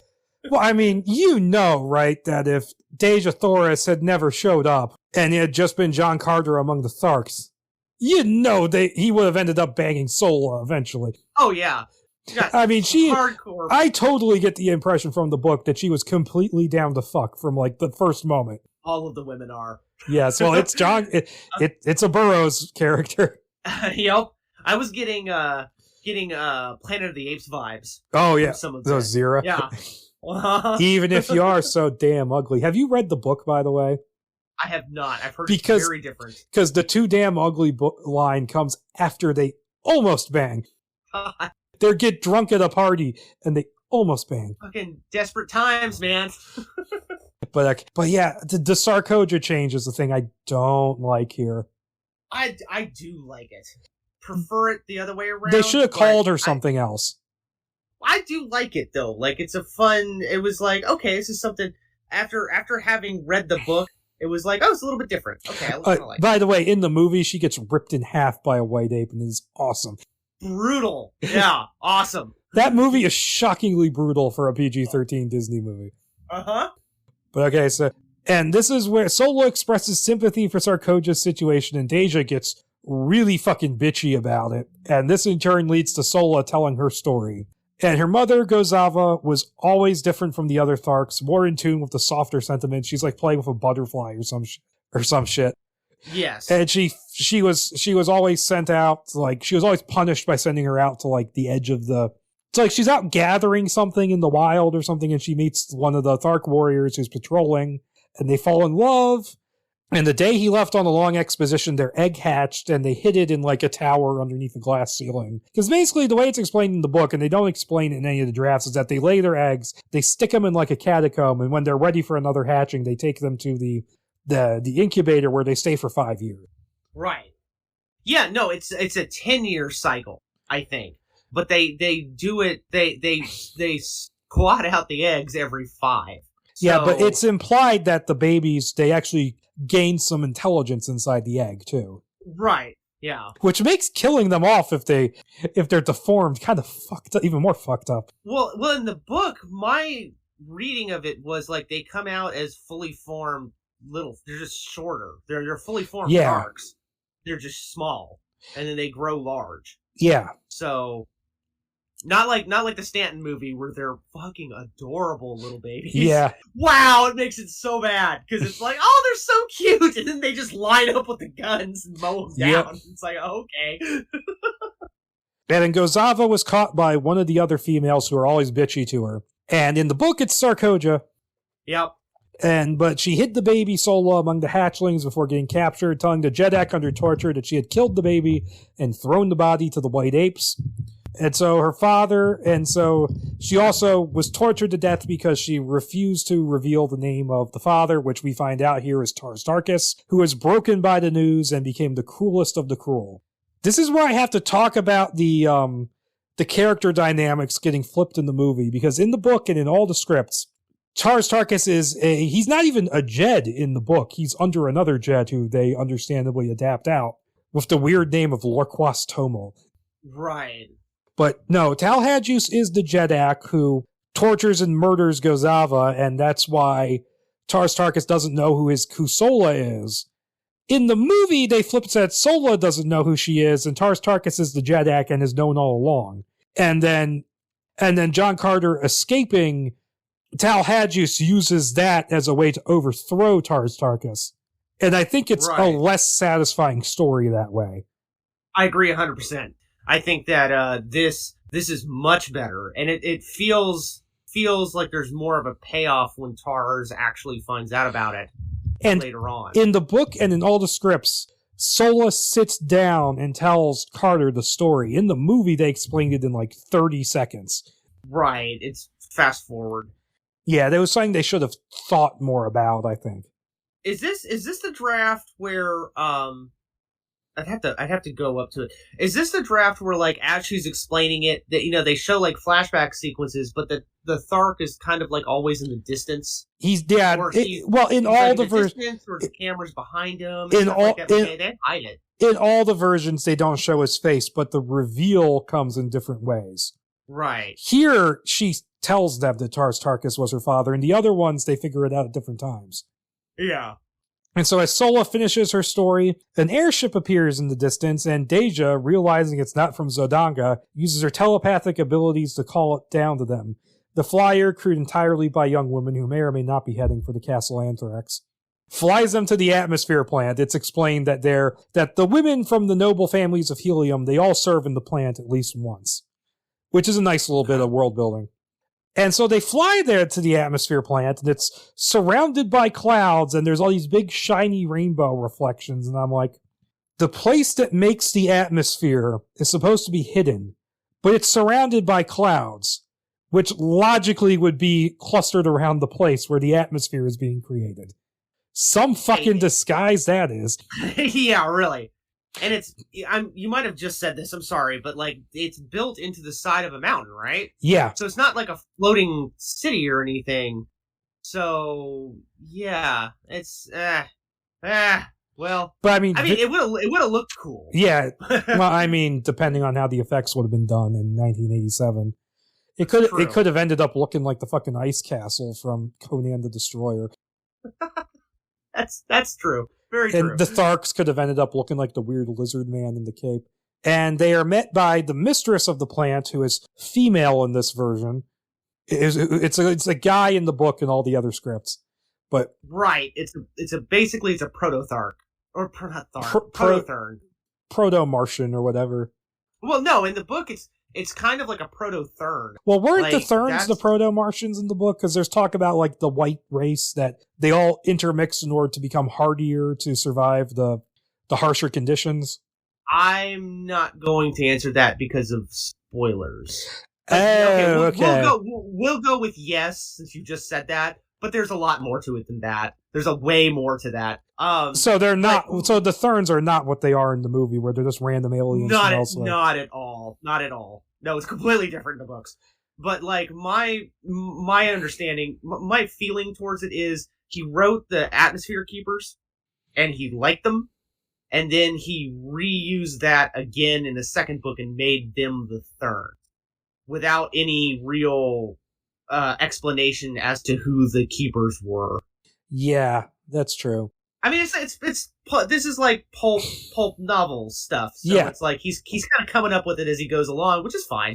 The surprisingly okay with murder keeper of the atmosphere plant. That's true. That whole chapter was fucking weird. Yeah, oh yeah. But okay, so she explains to them telepathically that the imbalance was caused by Sarkoja, who changed the telepathic locks of the engine chamber before fleeing. And if they don't recover the wayward princess, she's basically like a really like extreme Disney princess. From the engine, the engine will cease functioning and all of Barsoom will die. I'm like, well, that seems like a major design flaw. And I mean, we meet Sarkoja later. She doesn't come off as terribly smart, so her thought patterns can't be that unique. And so that night, the mistress reads Carter's thoughts and sees his memory of Rome, where he meets Titus Pul. It's so funny in this that he has memories of Rome when in the movie like half the cast were cast members of Rome. Yeah. And she believes that he is there for a purpose to save them from the impending destruction. And the next morning, Daisha is ready to take off in the flyer to meet up with her grandfather's party that is searching for Sarkoja. And Carter volunteers to go with, swearing his service to her, claiming her as his destiny, which is aw. Yeah. And Sola also elects to go with them, but Wola is like, fuck off, I don't like flying, and just stays. So that's sad. Well, this is yeah, no. Well, this is where is this where the like the whole bit with Deja Thoris not talking to John Carter, this is where that kind of all pays off, I guess. Yeah, it all ends here. This is where he finally gets out of that. It's good. I mean, yeah, you didn't like it, but I liked it. It was good romance. I mean, I didn't like it, but if the actors did a good job with it, it wouldn't be a huge problem. Part of it also is like, after one of these scripts that we're going to get to, oh, yeah. I'll take this. This is awesome. And also, there's one scene in this script that I don't think the best acting in the world could save. But we'll get to it. Oh, I know what you're talking about. But so they go. They take off and soon emerge from the clouds, and they are approached and attacked by 5 Zodongan flyers, and I had a bitch of a time, like, not misspelling Zodonga when I was typing these notes. Yeah, I can see that. I kept wanting to add an extra N. I don't know why. But they're led by Sabthan. There's a dogfight ensues, which is very Star Wars. And Solo's like shooting off at the flyers and stuff. Yep. And she falters because she sees Tars Tarkas among them. And Carter leaps over like an old school Marine, boarding a ship to fight them off and clashes with Tars Tarkas. Also, the Zodongans, they threw lines over onto the ship to board them. I'm like, you have guns, but okay. Well, yeah, but we need that awesome swashbuckling. Yeah, that's stuff true. Going on, I love it. And he clashes with Tars Tarkas, who can only restore his honor among the Tharks by killing or capturing Carter, but he can't bring himself to do it, and they fight alongside each other against the odds. That was badass. That is so badass, and when it happens in the book, because it happens at least once in every book, it is always awesome when it happens. Where they're basically back-to-back fighting. Yeah, it's always like, all right, we're doing this. And the fight is hopeless, and Carter goes to cut the lines to help Deja escape, but she jumps over to fight with him, saying, I'll die with the man I love, and Carter is so thrown off by this that he gets fucking pushed off the side. And he falls into the clouds, and they're like, Deja and Sola get captured, and they're both convinced he's dead, but he's not. He clings to a girder on the bottom of the ship, just like Indiana Jones clung to that submarine. Yep. That part where they cut away and don't show what he did because they realized what they scripted was stupid. And so the fleet soon arrives in Zodonga, and Carter sneaks around, hiding himself inside a ceiling lamp in an antechamber. And I am honestly surprised they didn't spot him earlier than they did. Yeah, this was weird. That bit, I was like, how what? And why he doesn't intervene sooner than he does. Oh, right, yeah. First draftism showing We're getting into the worst scene in the script. Yeah. And so a guard detail soon enters with a cloaked female prisoner, and they hide in a recess behind a tapestry. And soon the room is entered by the Jeddak Thonkosis, which is a weird name. Yeah. It sounds like a disease. Because osis is the suffix that means deprivation of oxygen, I think. But no, so Sabthan and Deja, they all enter, and the two Zodongan leaders, they force Deja into an engagement with Sabthan to get their assistance with finding Sarkoja and fixing the atmosphere plant, but dun dun dun, they've already found her, and they reveal that she's the prisoner behind the tapestry. Okay. Yep. Needlessly dramatic. And it turns out she came to them, and her and Deja argue, and she's like, what about my love? What about your duty? But what about my love? And I'm like, Jasmine, shut the fuck up. Yep. Especially when you find out who her husband was supposed to be, I'm like, you were fucking lucky, woman. Oh, yeah. Oh, yeah. Let's not spoil that yet, but oh, yeah. And they argue for a while about her behavior before she realizes she's been tortured for what she knows, but hasn't said anything. And the image of all the scars on her back, I could not help but think of the movie where they've been, like, branding Sola the whole time. Right. And they're gonna kill her because they ran out of room. There's no more room left, yeah. That was dumb, but... Sarkoja then proceeds to argue with Sabthan about their history together. It's like, I want to hear you beg. And then she puts the knife to her chest, going like, I'm gonna kill you. And she has a line, she goes like, this world didn't care about me, so I'm gonna let it die. I'm like, oh, fuck off, woman. Yeah. This whole scene is terrible. And he does get on the knees and beg, but despite that and Deja's pleas, she stabs herself in the heart and dies. And I'm like, nice one, John Carter. You just sat there. There's our hero, everybody. He's a big old failure, like Lemminkainen. Yep. And Deja uses her handy-dandy telepathy. Okay, so apparently you can learn the thoughts from a dead person quite a while after they die, as we soon discover. But, so she gets the thought pattern that locks the engine chamber door, and insists on going back to the plant alone, and after, like, yet more arguing, Thonkosis acquiesces, but insists she marry Sabthan first, going like, we may only have 5 days, but you're gonna take the extra day to marry my son. And then she leaves, and Thonkosis just starts beating the shit out of his son, which made me think of the scene in John Wick, where the bad guy is beating up his kid. Yes. Like, I'm just picturing that actor as Thonkosis. Who sadly has passed away fairly recently. Oh. Like, he passed away really young, too. Like, he was like 40. The dad? Yeah, the dad. He was like 45 or something. Really? Yeah. He was also the bad guy in Ghost Protocol, but I don't blame you for not remembering that. The Mission Impossible movie? Yeah. Yeah, I don't remember that. The villain was not very good in that. But he's basically beating him up and going, you know what, I should have let them take you, but because you've just caused me nothing but shit, but you are my son, so I let the war start anyways. And this is where Thonkosis gets really interesting. He has his own plan that he's going for here, where he's saying he's risking potential planetary collapse because it's basically a bid to gain control over the atmosphere plant. And he's sure he can get someone else to retrieve the thought pattern from the corpse. All he needs, I like this. It actually shows that he's a really smart character. It's just a shame he kind of decays after this scene. Yeah, pretty much.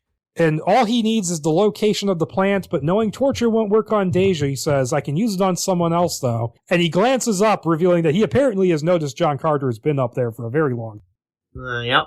And Carter... Maybe hiding inside of a light isn't the smartest place to hide. Yeah.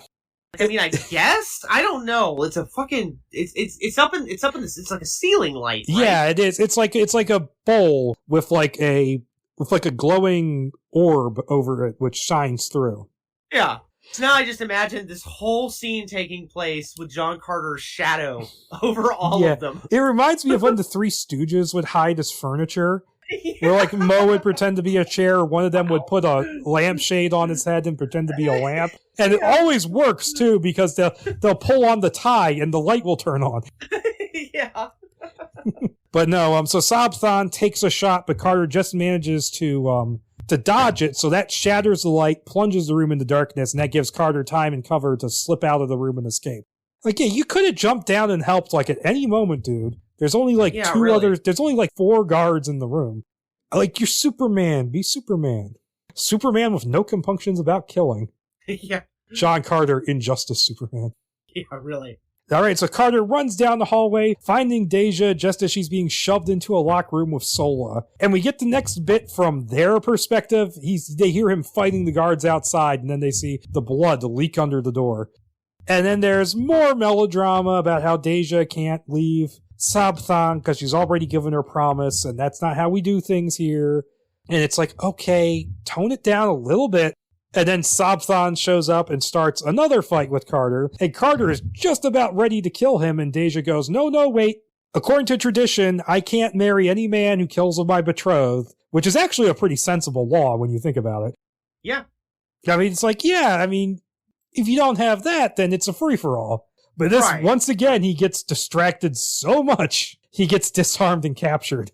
Which, again, I don't think that's I think it's one line of dialogue in the Stanton film where they mention it, and it's just never brought up again. And it doesn't matter. It doesn't matter because Matai Shang kills him with the 9th ray. Right. Kyo's like, oh, I'll tell you all I know about the Therns. Bitch, no. Nope.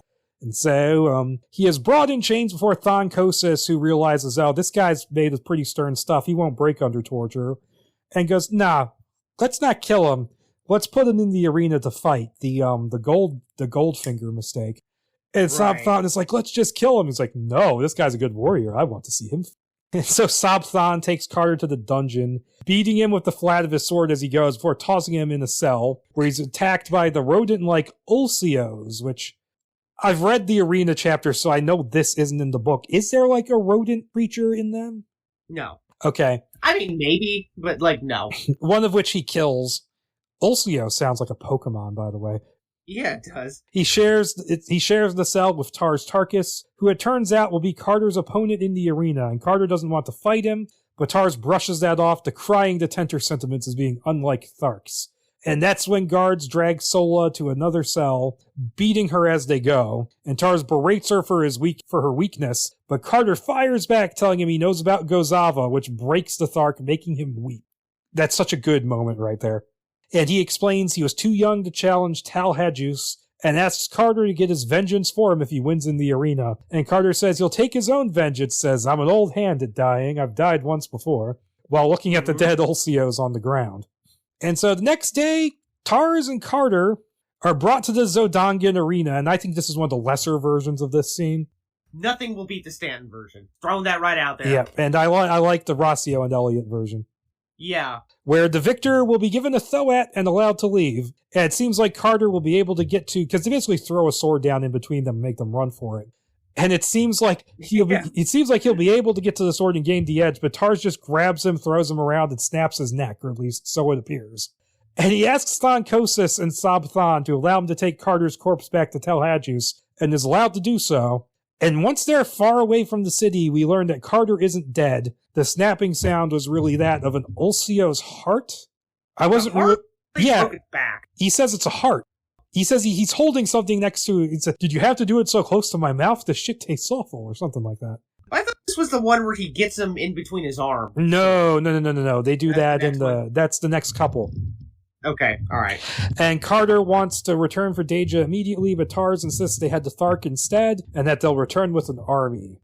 Now, in the book, there's not even that much subterfuge. In the book, it's just he just does the thing that kids do when they're playing with swords and sticks it between his arm and his body. Right. Yeah. And the Tharks are all fooled by that because they're in the they're in the Warhoon arena in that version. Right. And it's someone else in there with them. Yeah, it's a different character that we're going to meet soonish, who then just flat out disappears in the next chapter. Yeah, that was funny. That was funny, but no. I think the arena works better as a Thark thing than it does as a Zodongan thing as well. Yes. But, we'll get into that when we get there. And they soon arrive at Thark, and no one's there to challenge them. And they arm up, marching into the Great Hall while Tel Hadjus is torturing the Heliumites. So that word just doesn't roll off the tongue very well. Kantos Khan, who is awesome. Yeah. And that's the character he fights with in the arena in the book. Yep. And he gets one really badass scene in the movie, and for the rest of it, he just kind of stands there. Yeah. It's a great scene, though. Oh, yeah. Take me hostage. Yeah. The great, ever underutilized James Purefoy. Well, he's got... I'm trying to think... I'm trying to think what the line is that he says when he walks into the room.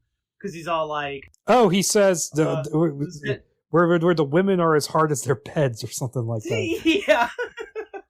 I love that guy. And he walks in, he just knocks over the guards with the revolving door, which, I shit you not, it looks like the revolving doors from Farscape. Yeah. But no, okay, so Tars Tarkas challenges Tel Hadjus and defeats him despite his attempts at cheating by grabbing one of the pistols off the floor. So that's taken care of real quick. And he takes his place as Jeddak while Carter talks with Kantos Khan, and he says, "The Mistress sent word of Deja and Carter to Helium, and their entire fleet has been out looking for her in Sarkoja, and he was captured while examining her crashed flyer outside the city. And Carter tells him that Sarkoja is dead, but not all is lost, and they form a plan for the Helium fleet and the Thark army to join forces and march on Zodanga." Wait, no, this is...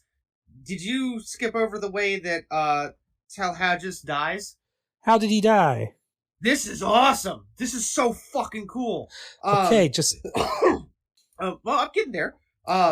They actually do like a fight scene, and what ends up happening is okay, here we go. Tel Hadjus quickly draws a short sword and moves in for the kill, but even as the blade arcs down, Tars lurches up, butting his head into Tel Hadjus' chest, burying his tusks into the man's flesh, ripping upward until the tusk wedges under Tel Hadjus' jaw. Oh yeah, blood sprays and Tars jerks himself free. Oh yeah, that's right. That's right, because there's like a narration line where Carter is like, "I never saw them fight with tusks before." Right. That's fucking awesome. Yeah. And so the Thark Jeds initially resist the plan, but Tars seems to win them over with a speech. Go like, blah, blah, blah, we were this, we can be it again, that whole thing. And the entire army marches with Carter and Tars to Zodanga, where they are met by the Helium fleet. Kantos Khan introduces the two leaders to Mors Kajak and Tardos Mors, her father and grandfather, who, reading these scenes that they're in, combining them into one character really doesn't make that much of a difference. Right. And while the wedding ceremony commences, and there's this whole long procession that happens, which is the procession a thing in the book? Maybe, but if it is, it's a paragraph. Yeah, because they do it in the movie, where they go from one end of the city to the other. Right. And then they literally do the princesses in another castle thing, which is like, okay. Yeah. And Carter leaps to the parapet above one of the gates, taking out two guards and the gatekeeper, letting in Tars, Kantos, and a mixed squad of red Tharks and red Martians who spread out to open all of the other gates, while the three leaders head for the chapel to interrupt the wedding. I think it's funny that they call it a chapel. Yeah. And both Tars and Kantos want to take the shot at Sabthan, and Kantos was betrothed to Sarkoja. So yeah, bitch. Yeah. Wow. Like, Kantos Khan is one of the coolest characters in any of these things.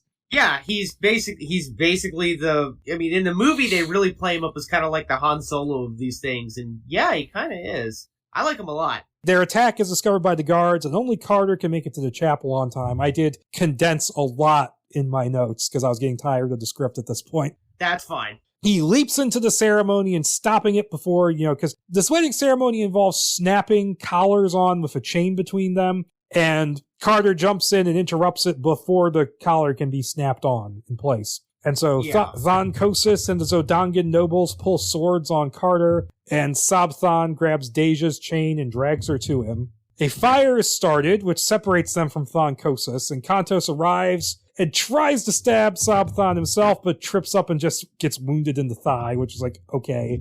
That was lame. I was kind of hoping Kantos would get the kill there. And so Sabthan tries to escape by holding Deja hostage, but Carter just leaps above him and slits his throat. And Morris KtuluJack and Tardos Moors are like, what the fuck? Yeah. And it's Thon Kosis swears vengeance and just disappears into thin air like he's fucking Baron Samedi and Live and Let Die. Yeah. It's so cheesy when that happens. It's just like, I'll get you, whoosh. And so Tars frees Sola from the dungeon, and Deja is determined to marry Carter, despite him breaking customs, and her father and grandfather are like, what the fuck? And Carter himself insists they should head for the atmosphere plant and save the planet, and he is willing to give her up to do so. And she acquiesces. She was like, was there ever such a man?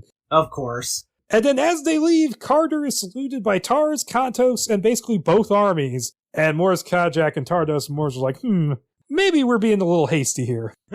And so they fly for the atmosphere plant, and when Carter goes to Deja's cabin to inform her that they're drawing close to it, it's those two and a crew. She lifts up the blanket, she's completely naked. She goes we're gonna flout the customs of both societies we belong to. And he's like, no, okay, and then they fuck. Yep.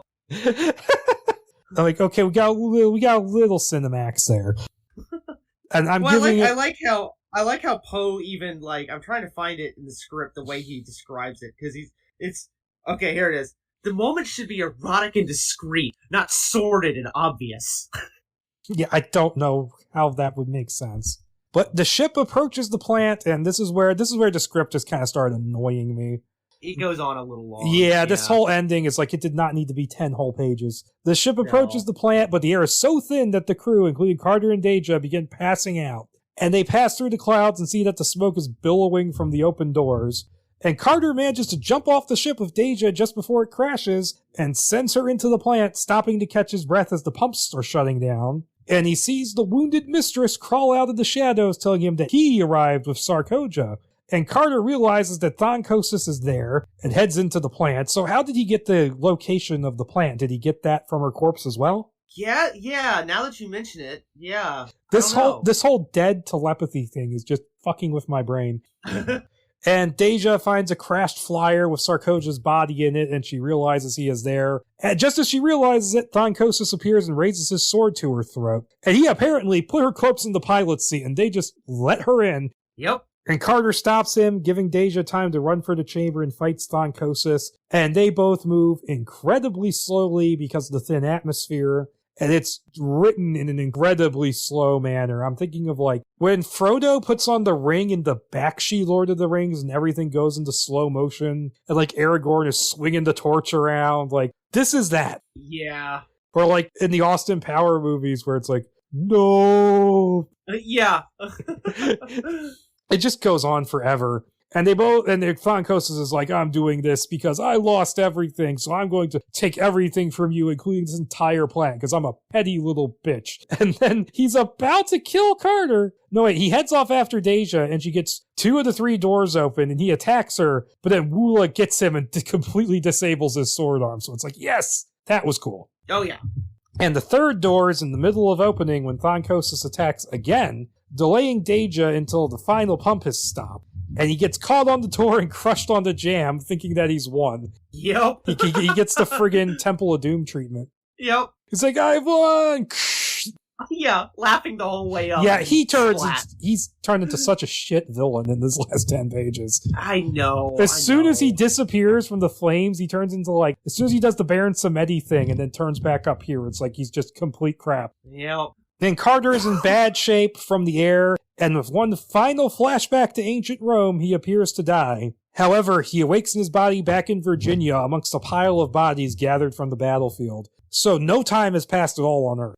No time skip. Yep. Whereas in the book, he is laying in that cave for 10 years. For 10 years. Yeah. And then it's another 10 years until he's able to go back. Yep. And the war soon ended, and he almost immediately constructs the mausoleum as a safe place to keep his body in case he returned to Earth. And I much prefer the other way of doing it where it takes time. Like he has to figure shit out in order to get back to Barsoom. Right. And he plans to go back despite not knowing whether or not Deja succeeded in the atmosphere plant, but he believes she has. He says, I'd much rather be dead alongside them than alive down here, which is a good line. Yes.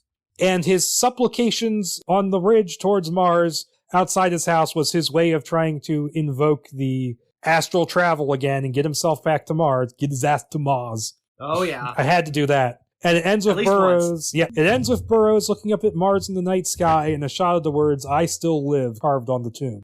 Yep. So yeah, mostly good. Oh, yeah, yeah. It's just a couple of scenes that are bad. Yeah, yeah. 95%. The fact that this is a first draft is unbelievable because he nailed this almost completely out of the gate. And and I would just say Paul Sarkoja something else because that choice is weird. Yes. I like it, so I'll disagree there. But it's a little long in the tooth. Like, they shouldn't have done the ending. Like, they should have just killed... Like, have Sabthan be the bad guy that gets squished by the door. Yeah, or something like that. Like, yeah, like, kind of... I mean, if you're gonna prolong it a little bit more with that, then have that happen and have his father die there. And maybe that's the thing that kind of breaks him. Yeah, have Carter lunge at Sabthan and have Kosas get in the way. Yeah. Not that I buy that Destan Kosas would leap in front of a gun for his son, but right, it would be better than this weird. It would be better than this weird cartoony ending. Or maybe you could have him like John Carter like leap at Sabthan, and then he grabs his father and puts him in. Oh yeah, he's a weasel. Yeah, he's a weasel, and he's finally taken up the mantle. Yes. Right? Like, he's becoming more like his father. That would be an interesting way to go about that. Yeah, the narration bit, it goes on way too long. The voiceover bit is way too long. And again, it's good. Like, the dialogue, the voiceover dialogue is well written, and it is good. Like, I feel like that's something that you wouldn't need to change in script form. A director could just be like, no, don't do that. Right, exactly. The script overall, I would say, is very good and very readable. There's just a couple things I would change. I would maybe reinsert the passage of time. Yeah. Okay. And like, just don't write that ending as in such slow motion. Just, yeah. And go a little easier, and during that, like, go a little easier on the melodrama. I like the melodrama. I think it fits the sort of tone of the story. But the whole scene of, I'ma stab myself is just too much. The whole Sarkoja bit was, yeah, I mean, I like it. I like broad strokes of it. Like, I like what happens. I just don't like the way that we get there. Follow me? Yeah, it's a very annoying scene to read. Yeah. But overall, it's great. I thoroughly enjoyed it, and I was a little nervous because of how fucking dense this thing is. I thought I thought I was walking into another Creature from the Black Lagoon 4th draft, or whichever one it was, where it was just like, good God, this thing is just overwritten to hell. Oh, and I mean, this is overwritten to hell, but it's entertaining. Like, I loved reading it. And after having read the entirety of that first book and the second and third books, but after having read the entirety of that book, to basically turn around and read the book again this way and still be entertained by it, that should speak volumes as to the quality of the script, I think. Yeah, it was quite good, and I can't find any reasoning as to why they didn't go with this. Okay, so I'm going to be really quick here, because I think I'm going to say one name, and you're going to go along with this. We kind of glazed over, like, how I think they would have done a lot of the special effects here, and I mean, I have no idea how they would have done a lot of this. Is for 87? You got me there. But I do have a name that I throw at you that I think would be really cool to do this. Like this version. Jim Henson. Oh, yeah. I would have loved to have seen a Jim Henson production of this script. And and I know the Henson Company can do really good, realistic-looking puppets. Yeah. Oh, yeah. And this would have been 87, so this would have been... This could have potentially been the follow-up to Labyrinth. Yeah, Henson would have still been alive, too. Yeah, this is before dinosaurs. But yeah, no, I mean, and when I thought of that when I was reading this, I started thinking of it as like a Jim Henson production, and I was like, oh, this would have been awesome.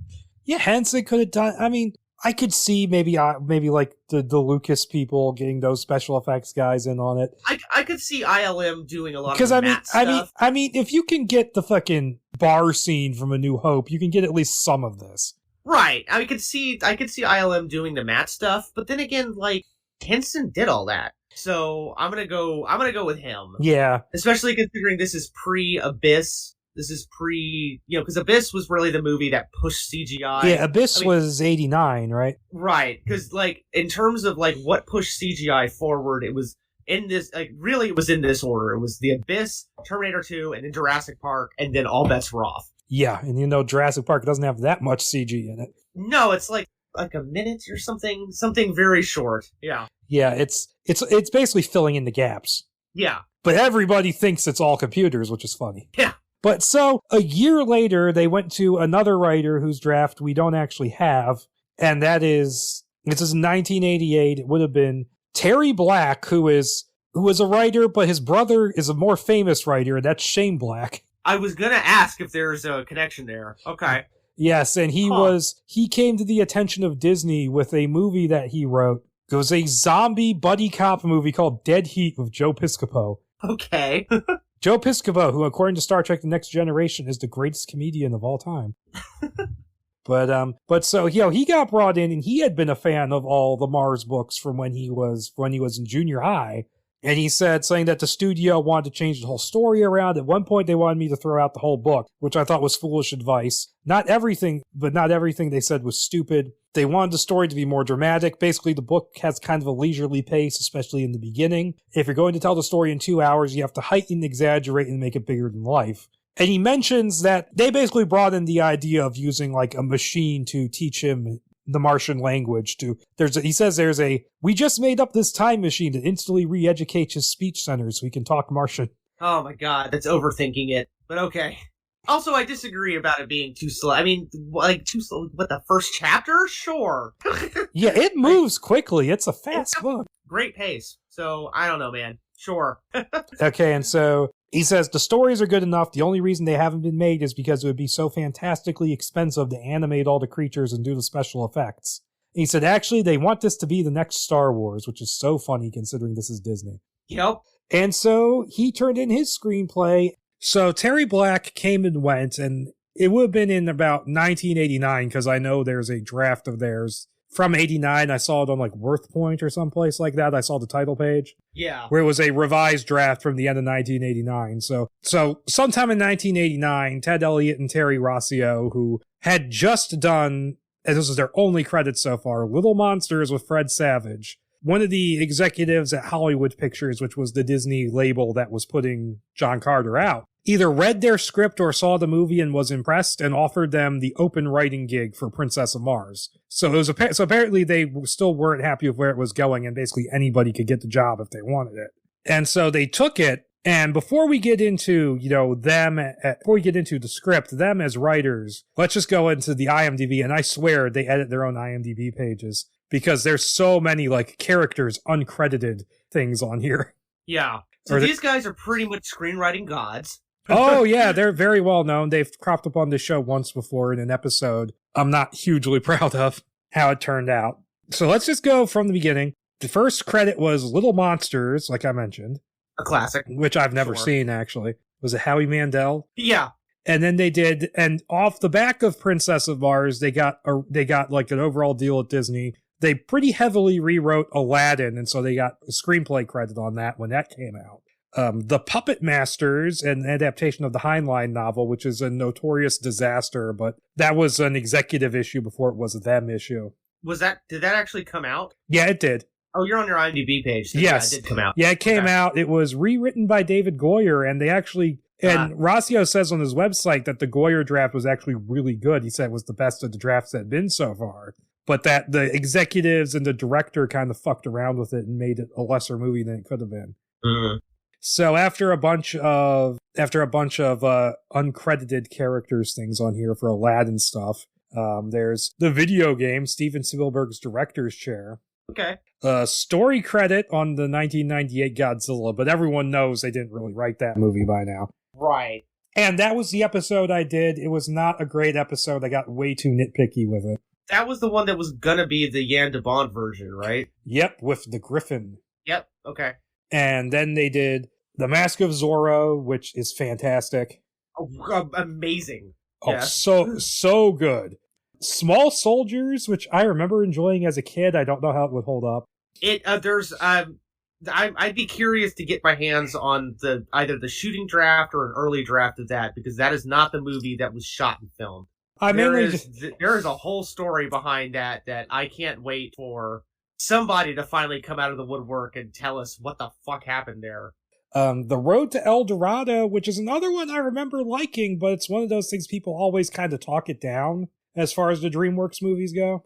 Oh, fuck no. I don't know. Maybe we're just going into maybe it's a new generation, because my wife loves that movie. They had some contribution to Shrek, and they have a written by credit, but I have been unable to ascertain what they contributed to Shrek, but they didn't write any of the sequels. Okay. This is a weird credit. Animation story by on Treasure Planet. Okay, that's pretty cool. And like that their next thing, Pirates of the Caribbean, Curse of the Black Pearl, which is their big claim to fame. Nope. And thus they became 800-pound gorillas in the room. Yep, and from here on out, they have a story credit on Legend of Zorro, because thank God that movie was terrible. So that I hope their treatment was very different. Yeah. You have Pirates of the Caribbean, Dead Man's Chest, and Deja Vu, which Rossio wrote with Bill Marsili. He was working on that for a while. Yes, I would love to do that for the show one day. Oh, really? Because that script is really good. Okay. Pirates of the Caribbean at World's End. It's those two movies. The two Pirates movies were written. They weren't really written. They were kind of made up as they went along. Yes. They somehow got a story credit on National Treasure Book of Secrets, which Okay. I believe they also did uncredited work on the first movie. Pirates of the Caribbean on Stranger Tides, which I don't mind. Did they just get a character? Oh, they credit for wrote that that. one? They wrote that. Really? Yeah. Okay. All right. I think they were just getting burned out on Pirates by that point, which is why there's problems with it. And then The Lone Ranger, which they actually wrote a couple years before Pirates 4 came out. And their draft is very different from the movie. Their draft is much more explicitly supernatural. There's like magic coyotes in it. Ooh. Like, they don't walk back the supernatural stuff like the actual movie does, where it's like, yeah, we showed you all this shit, but none of it was real. I'll have to give that a read one day. And then after that, they didn't seem to do anything together because Ted Elliott hasn't really done anything. He supposedly is writing Pirates 6 with a different writer. But Pirates 5, Rossio did a draft, and then he got replaced by the guy who did the Rush Hour sequels because Johnny Depp didn't like his draft. And that movie, dear God. Oh, Jesus. And Rossio, funnily enough, ended up with a story credit on Godzilla vs. Kong. Huh. But no, he was in the MonsterVerse writer's room. So Lone Ranger was kind of the last thing they did together then. Yeah, well, that was released. Right. Well, I mean, these guys have been doing it for almost 30 years now. I guess 20 when Lone Ranger came out, or when it was released, and now we're looking at 30. So, I mean, they're probably... I mean, they can probably retired. Well, apparently there's some upcoming stuff that Rossio apparently has written a Johnny Quest screenplay. Okay. That's one of those things I don't know if that's ever happening. I'll believe it when I see it.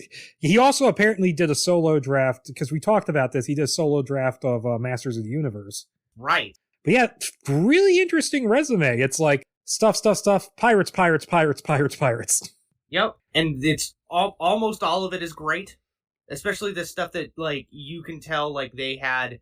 The stuff that they were the writers on, so I'm not going to count Lone Ranger, is all great. These guys are awesome, and their scripts are so much fun to read.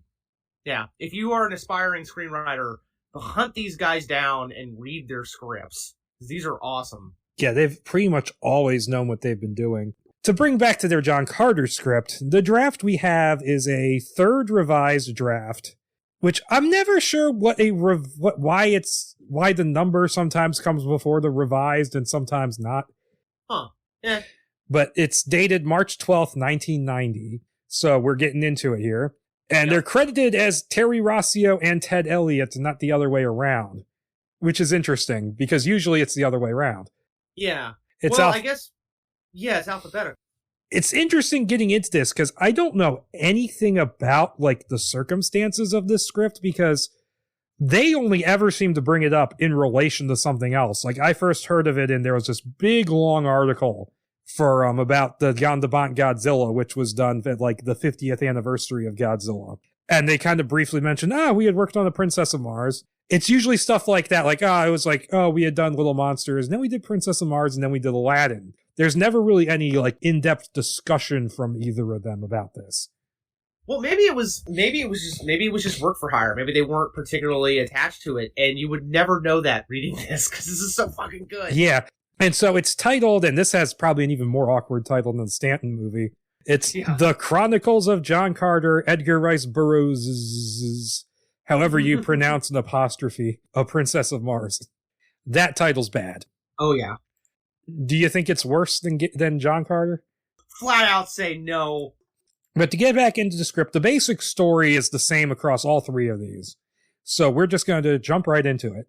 And it opens in the late 19th century. There's it's not specified what year, with a young mid-20s Edgar Rice Burroughs, which in reality would be like late 1890s, although in the book he presents himself as being like 20 years older than he actually is. Yeah. He gets off a train in Virginia, where he is met by Abner, his uncle John Carter's lawyer. Carter has recently passed away and was hastily buried, and left his entire estate to Burroughs, who recalls his uncle is always running off to exotic locations. And they arrive at Carter's house by horse-drawn carriage, and Abner leaves Burroughs with the key to Carter's observatory, which he has an entire observatory on his land. Yeah. And inside, Burroughs finds detailed maps of Mars, including one with cities and canals, which is labeled Barsoom. And basically, Carter wanted him to enter that place first and alone. And he finds a manuscript left behind by Carter, whose title indicates he spent some time on the Red Planet itself. I believe it actually says. It's not like A Princess of Mars. It's something like a little bit more complicated than that. Let me scroll. The name of the manuscript? Yeah. A Princess of Mars, being the true story of my adventures upon the Red Planet by Captain John Carter, Gentleman of Virginia. That is some assassination of Jesse James by the coward Robert Ford stuff there. And Burroughs settles down to read the manuscript. And Carter recounts how after the Civil War ended, he was without a job and home, and went west to Arizona to prospect for gold. And after finding a rich vein of gold alongside his friend Powell, whom they specify as a former Union soldier, they are attacked by bandits looking to steal their claim. And they're like, oh yeah, you're hanging out with a Yankee, blah, blah, blah, blah, blah. And Carter manages to drive them off and sends Powell into town to stake the claim. But he sees Powell get overwhelmed and kidnapped by the bandits. So Carter tracks them to their camp, where they're about to blind him with a branding iron. And he rescues his friend by stampeding their horses. And this whole thing goes on a little long, which is weird because it's actually beat for beat almost the same as the book, except it's claim jumpers instead of Indians. Yeah, that's what I was going to say, is it's actually closer to the book, this bit. Yeah, I mean, you could have just had them get attacked and end up in the cave. Yeah. And they make a getaway riding double, but the bandits are gaining on them, so Carter and Powell ditch the horse and make their way into the mountains. And, okay, they come to a gap in the mountain trail, and they use a lasso to swing across it like they're Indiana Jones. Right. But Powell is shot and badly wounded in the jump, and Carter follows behind, deliberately lassoing a keystone and bringing down a small rock slide on top of the pursuing bandits. So, bit of action here at the beginning. Yeah, setting up the swashbuckling stuff. Yeah. I dig it. And they flee to an old abandoned mine tunnel where Powell soon bleeds to death. And Carter is upset, but is forced to flee deeper into the tunnel when the bandit leader arrives. And he runs into a huge cylindrical chamber, which is lit up by a blue glow. And Carter does this thing where he tries to sneak around. He uses his Bowie knife to climb up the side of the wall to get the jump on the bandit. But when the bandit leader enters, this flat plane of light descends into the chamber and makes Carter disappear before the screen explodes into white. And Carter comes to in the central engine pit in the atmosphere factory on Mars, or Barsoom, surrounded by the skeletons of animals that were previously caught up in the beam. That's a cool little detail. Yeah. He jumps away from an energy bolt that shoots down from the flaming ball of energy above him, and jumps much farther than expected, and after several jumps he gets out of the pit. So yeah, already quite a different opening here. Yeah, and it goes places. I do like this. It sets something really interesting up. Yep, and he is met on a catwalk over the pit by the Keeper, who bandages his wounds and attaches him to a machine that gives him understanding of the Martian languages. And Carter passes out and wakes up on a couch, and the Keeper explains things about how, like, oh, there was a cataclysm, and so a single language was created, blah, blah, blah. It makes sense. He explains to him that he was caught up in a mining transference beam and was teleported to what he calls Barsoom, the native word for Mars. Carter, for his part, at first thinks he's dead and in heaven, hence why he can fly. And then the Keeper tells him that he merely leaps far because the gravity on Barsoom is lesser than that of Jasoom, which is their word for Earth. And Carter still isn't sure he's not dreaming, but seems to start snapping out of it when he sees Powell's dried blood on his hands, which is a nice character moment. And the Keeper, who has begun to lose patience with Carter, takes him up some stairs and opens a portal showing him the 2 moons, and points out Earth, which finally convinces him. And Carter wants the Keeper to send him back, but the Keeper refuses. He only accidentally snagged Carter because a deterioration in the atmosphere forced him to mine for materials on Earth more aggressive. Sending Carter back would require him to turn off the factory, and since the other 2 have ceased to function, he can't do that. And Carter remarks on how trees make the atmosphere on Earth, and the Keeper says that Barsoom's trees were all killed in the cataclysm. I feel like this draft does a little bit better of a job explaining the past a little bit. Past? Yeah, when they bring it up. I mean, they at least acknowledge it.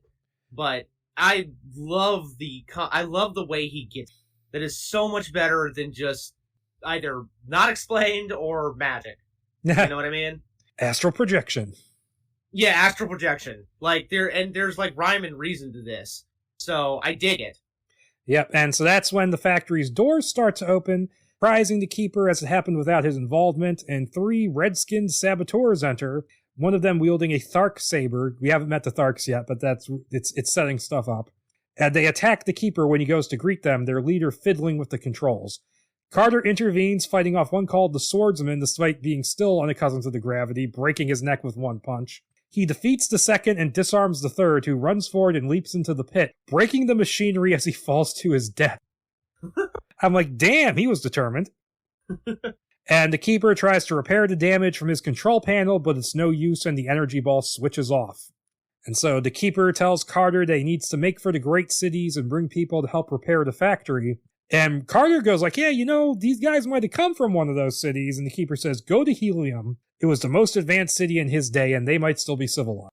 And Carter will have to use his own judgment who to trust, though, and the Keeper tells him that Barsoom brought him there for this purpose, that there are no accidents. There's a moment where the Keeper is like, going like, oh, you'll be rewarded greatly, and he goes like, I don't need a reward. If all these people are going to die, I'll do it anyways. It sets up the basic nobility of the character. Yeah. Unlike a certain, well, we won't, no. I was just thinking that. Won't go there yet. And so Carter sets off, heading towards the setting sun as the Keeper instructed him, and the doors shut behind him, blending into the rocky scenery of the Valles Marineris. That was I like how they worked in actual Mars geography there for a second. Yeah. And we then go to the city of Helium, where there's a diplomatic reception for representatives of the city of Zodanga is taking place, in the Ruby Tower, as they say. The Zodangans, under the leadership of Sabthan, have repaired one of the pre-cataclysm flying warships and have parked it above Helium. Sabthan wishes to unite the 2 cities against a common enemy, the barbarian Tharks, but no one seriously thinks they are a threat, and he also wishes a marriage alliance with Deja Thoris, the daughter of King Mars Kajak of Helium. Now, Jedak in this script is only used to refer to the Tharks. Yeah, which is a good call. Because, different cultures. Yeah, and so it could potentially confuse the audience as well. That's true. And she understands her responsibilities to her people, but is reluctant to marry Sabthan.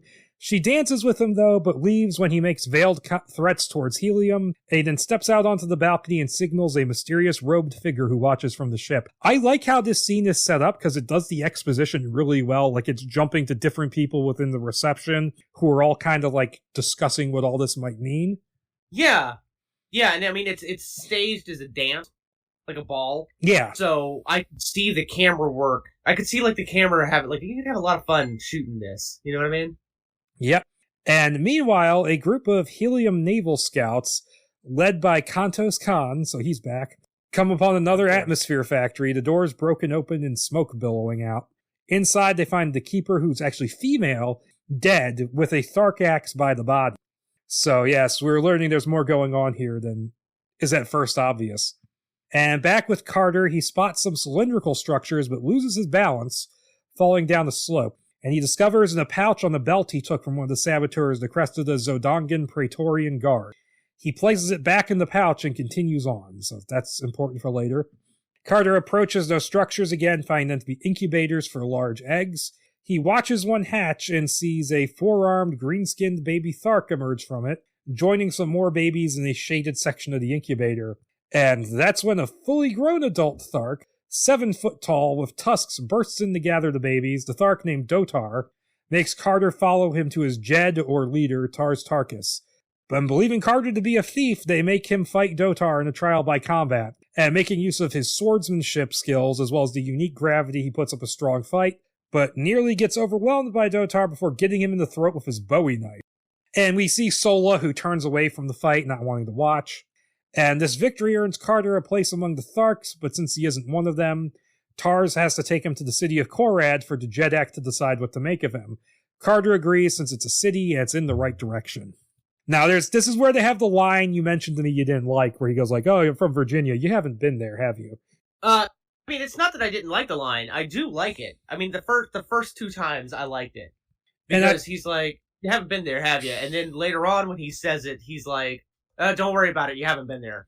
And then the 3rd time, it's like, all right, pick up a new line. And I believe he mentions his Bowie knife, and he says, "Oh yeah, this was made from Jim Bowie's specifications by a blacksmith outside San Antonio, but you haven't been there either, have you?" Yep. And so we go back to Helium. Deja is working in a greenhouse trying to make hardier versions of the native plant life, so we see the fact that she is in fact a scientist. And she is visited by her father and Sab Than.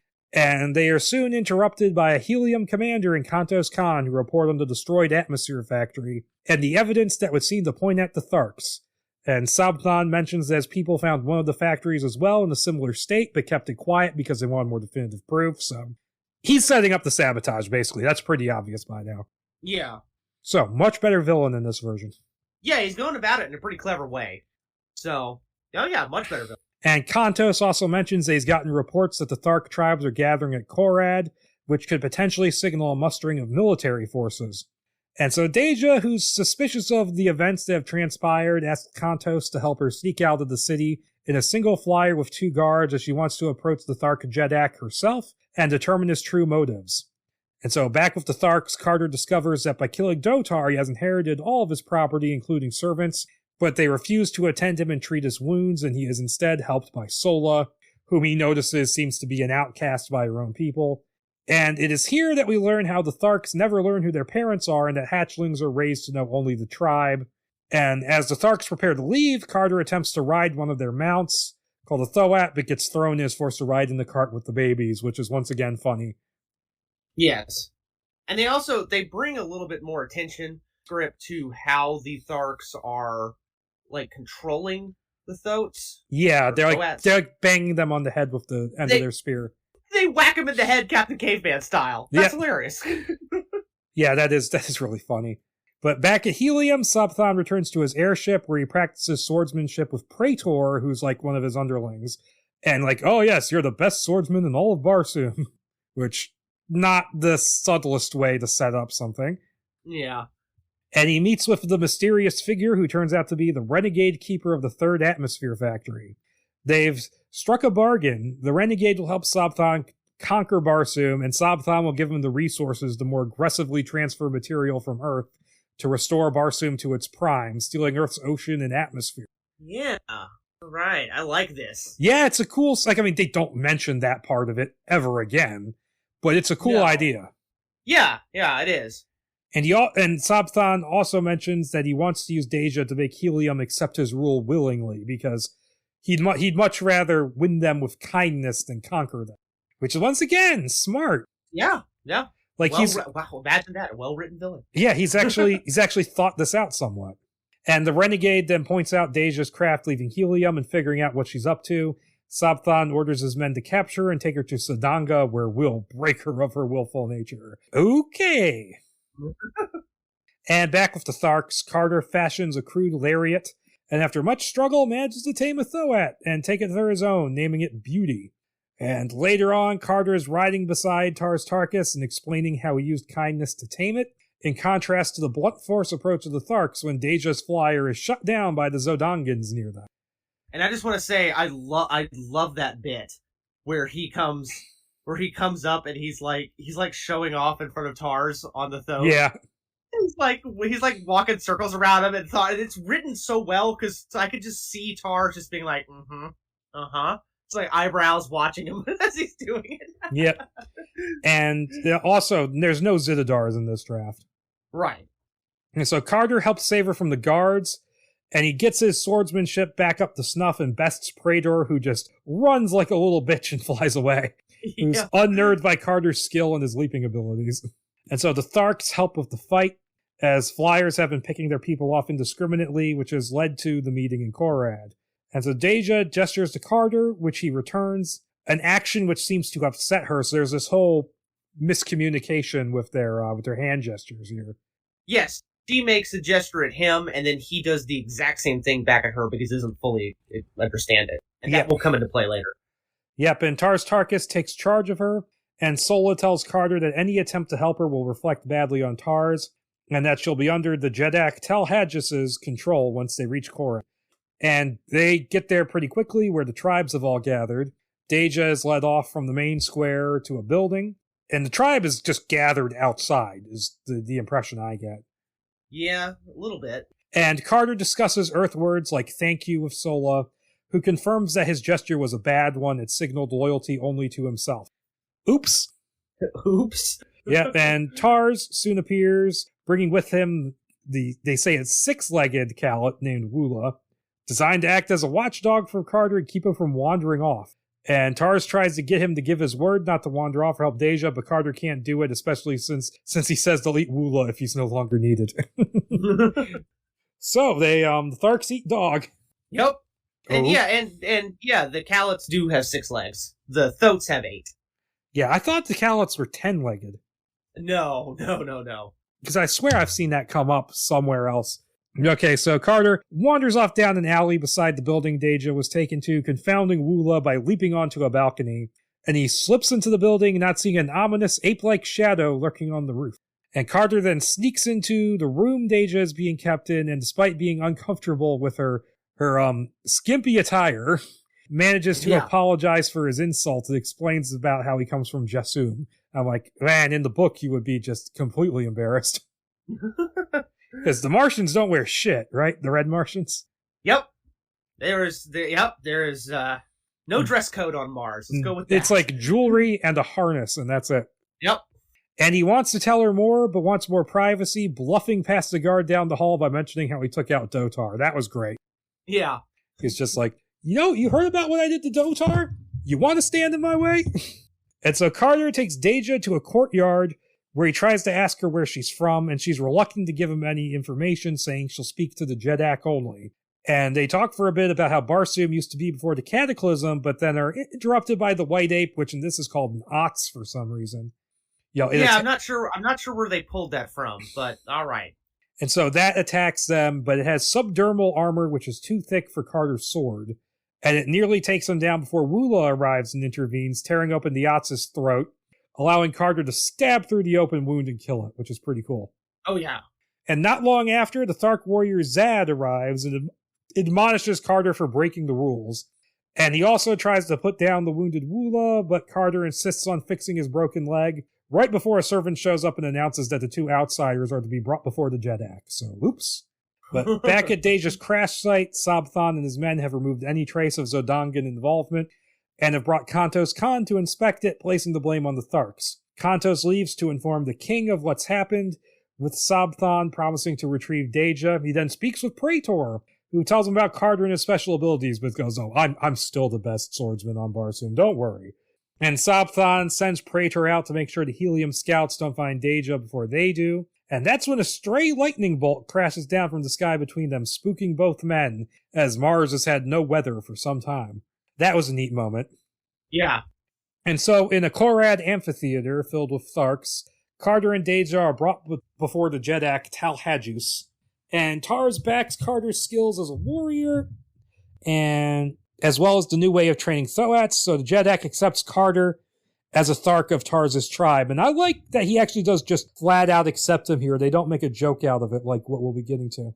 Oh, God. Let's just enjoy the script while we're doing it. Yes, because this script is actually really good.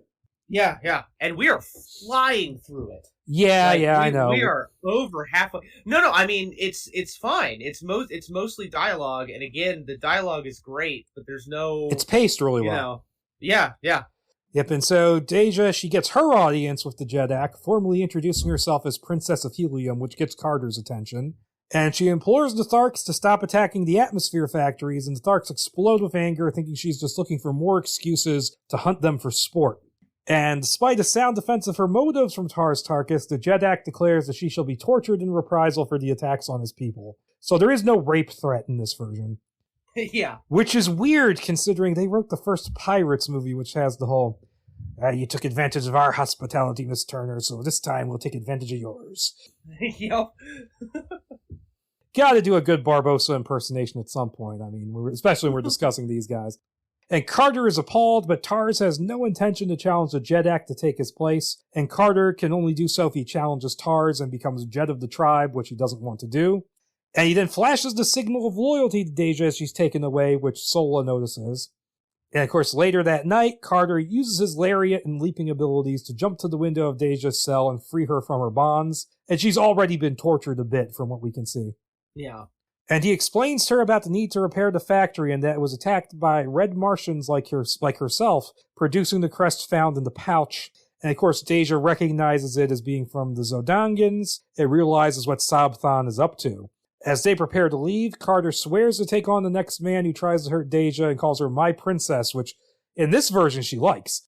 Yeah, it's a really cute little line where what is it she says? She's like, remember, when you think back on this and you remember what you said, remember, something like that, and then like, remember that I smiled. Which I believe that line is directly from the book. I don't think it is. There was a similar line. There's a very... Yes.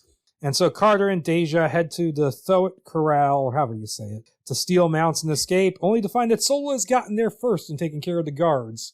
And she at first insists on staying in Korad, but John basically forces her to come along by ordering her, saying that she's his servant. The other draft did that better. Yeah. And the three of them flee from the city, heading across a dried-out seabed. And they soon notice that a single rider appears to be following them, but it turns out to just be Woola still wanting to guard his charge. And they end up having to transport him via a sling hung between the two Thoats. That's so freaking cute. It's so funny, too. Yeah, that's a great little scene. Because, I mean, anyone who has had a dog knows there are moments where the dog is just going to sit down and not do anything. Well, and he's so happy. Yep, later that day, Kantos and his scouts watch as the Tharks stream out of Korad, figuring they're after the princess, and decide to follow them as Tharks are excellent trackers. And the three fugitives stop to make camp for the night, and during a conversation about kissing on Barsoom, Carter makes yet another cultural faux pas and accidentally insinuates that his interest is purely sexual. Yeah. That was funny. Oh, yeah. Which once again annoys Deja. And later on, they ask Sola as to why she's so different from the other Tharks. And we get the story in this version. Like, it's a little less detailed than it is in the previous draft, but it's exactly the same story about Talhadjus and Gozava and Tars Tarkas, but she doesn't tell them that it's Tars Tarkas in this one yet. Right. And Sola elected to stay with her tribe in order to remain close to her father, even if he couldn't know who she was. And Carter apologizes for forcing her to leave, but she thanks him for doing something to help her, which no one has done before. And while breaking camp the next morning, the dust cloud thrown up by the pursuing Thoats alerts them to their approach. However, Carter also notices a larger cloud behind them, recognizing it as a sandstorm, a weather pattern like Barsoom hasn't seen in ages. And Kantos and his flyers arrive just ahead of the storm, spotting the princess. They land to pick her up. and she sets them at ease about Sola and Carter, but they are soon attacked by the Zodongans just as the storm hits. The Helium scouts are all killed, Kantos is wounded, while Deja is grabbed by Praetor and taken away. And that's when the Thark posse arrives, clubbing down Sola, corralling Woola, and capturing Carter. And Praetor soon arrives back at Zodanga, where he reports on the situation to the very pleased Sabthan. He's no longer worried about Carter, figuring he'll die in the Thark arena. And then the Renegade pops in because he's just an ass the whole time. He goes, "Oh, the princess must give in to you soon, or he won't be able to fix the weather conditions." It's like, oh, don't think they thought this plan out completely. And Sabthan visits Deja in the Zodangan royal palace, once again pressing his marriage suit, saying that he's looking for a way to fix the factories. He also tells her that Carter is as good as dead and is pleased by her upset reaction. Of course, we go back. Asshole. Yeah, he is, yeah. And back in Korad, Carter is imprisoned in a catacomb in a cell next to Tars Tarkas, who has been arrested as well for Carter's actions and forced to fight in the arena, where only the single survivor is allowed to rejoin their society. And Carter apologizes to Tars, admitting to respecting and liking him. And Tars responds in kind, saying he'd forgotten about how the softer sentiments felt. And then Carter goes, "Oh, your soul is father." And he tells him that his daughter is alive, which then galvanizes him. He's like, ooh, he's going to get out of this. Yep. And also, there are little things called sleegats, which are crawling around in the... Little armadillo mosquitoes, basically. Yeah, basically, they're crawling around in the cell. And so we go back to Zodanga, where Sabthan continues to argue his case to Deja, saying that the conditions are such that Barsoom requires a strong single leader. And she's like, "Well, I don't think you're the person for that." And he loses his temper, and then lets slip that he helped sabotage the factory, saying, "I'd only do it if I had a way to fix them." And he then plays a new card. Oh my god. If Deja still refuses to marry him, he won't stop the storms from running out of control. And not seeing a way out, Deja acquiesces, and Sabthan says, "Oh, I've always been in love with you." I'm not sure how sincere he's being here, but... No, I got the feeling he is being sincere. I mean, he's an asshole, and he's a bad guy. And it's kind of... I mean, but yeah, no, I think he does love her. In his way. In his way. And Yeah. he's not about to bang Sarkoja when she says no. That's true.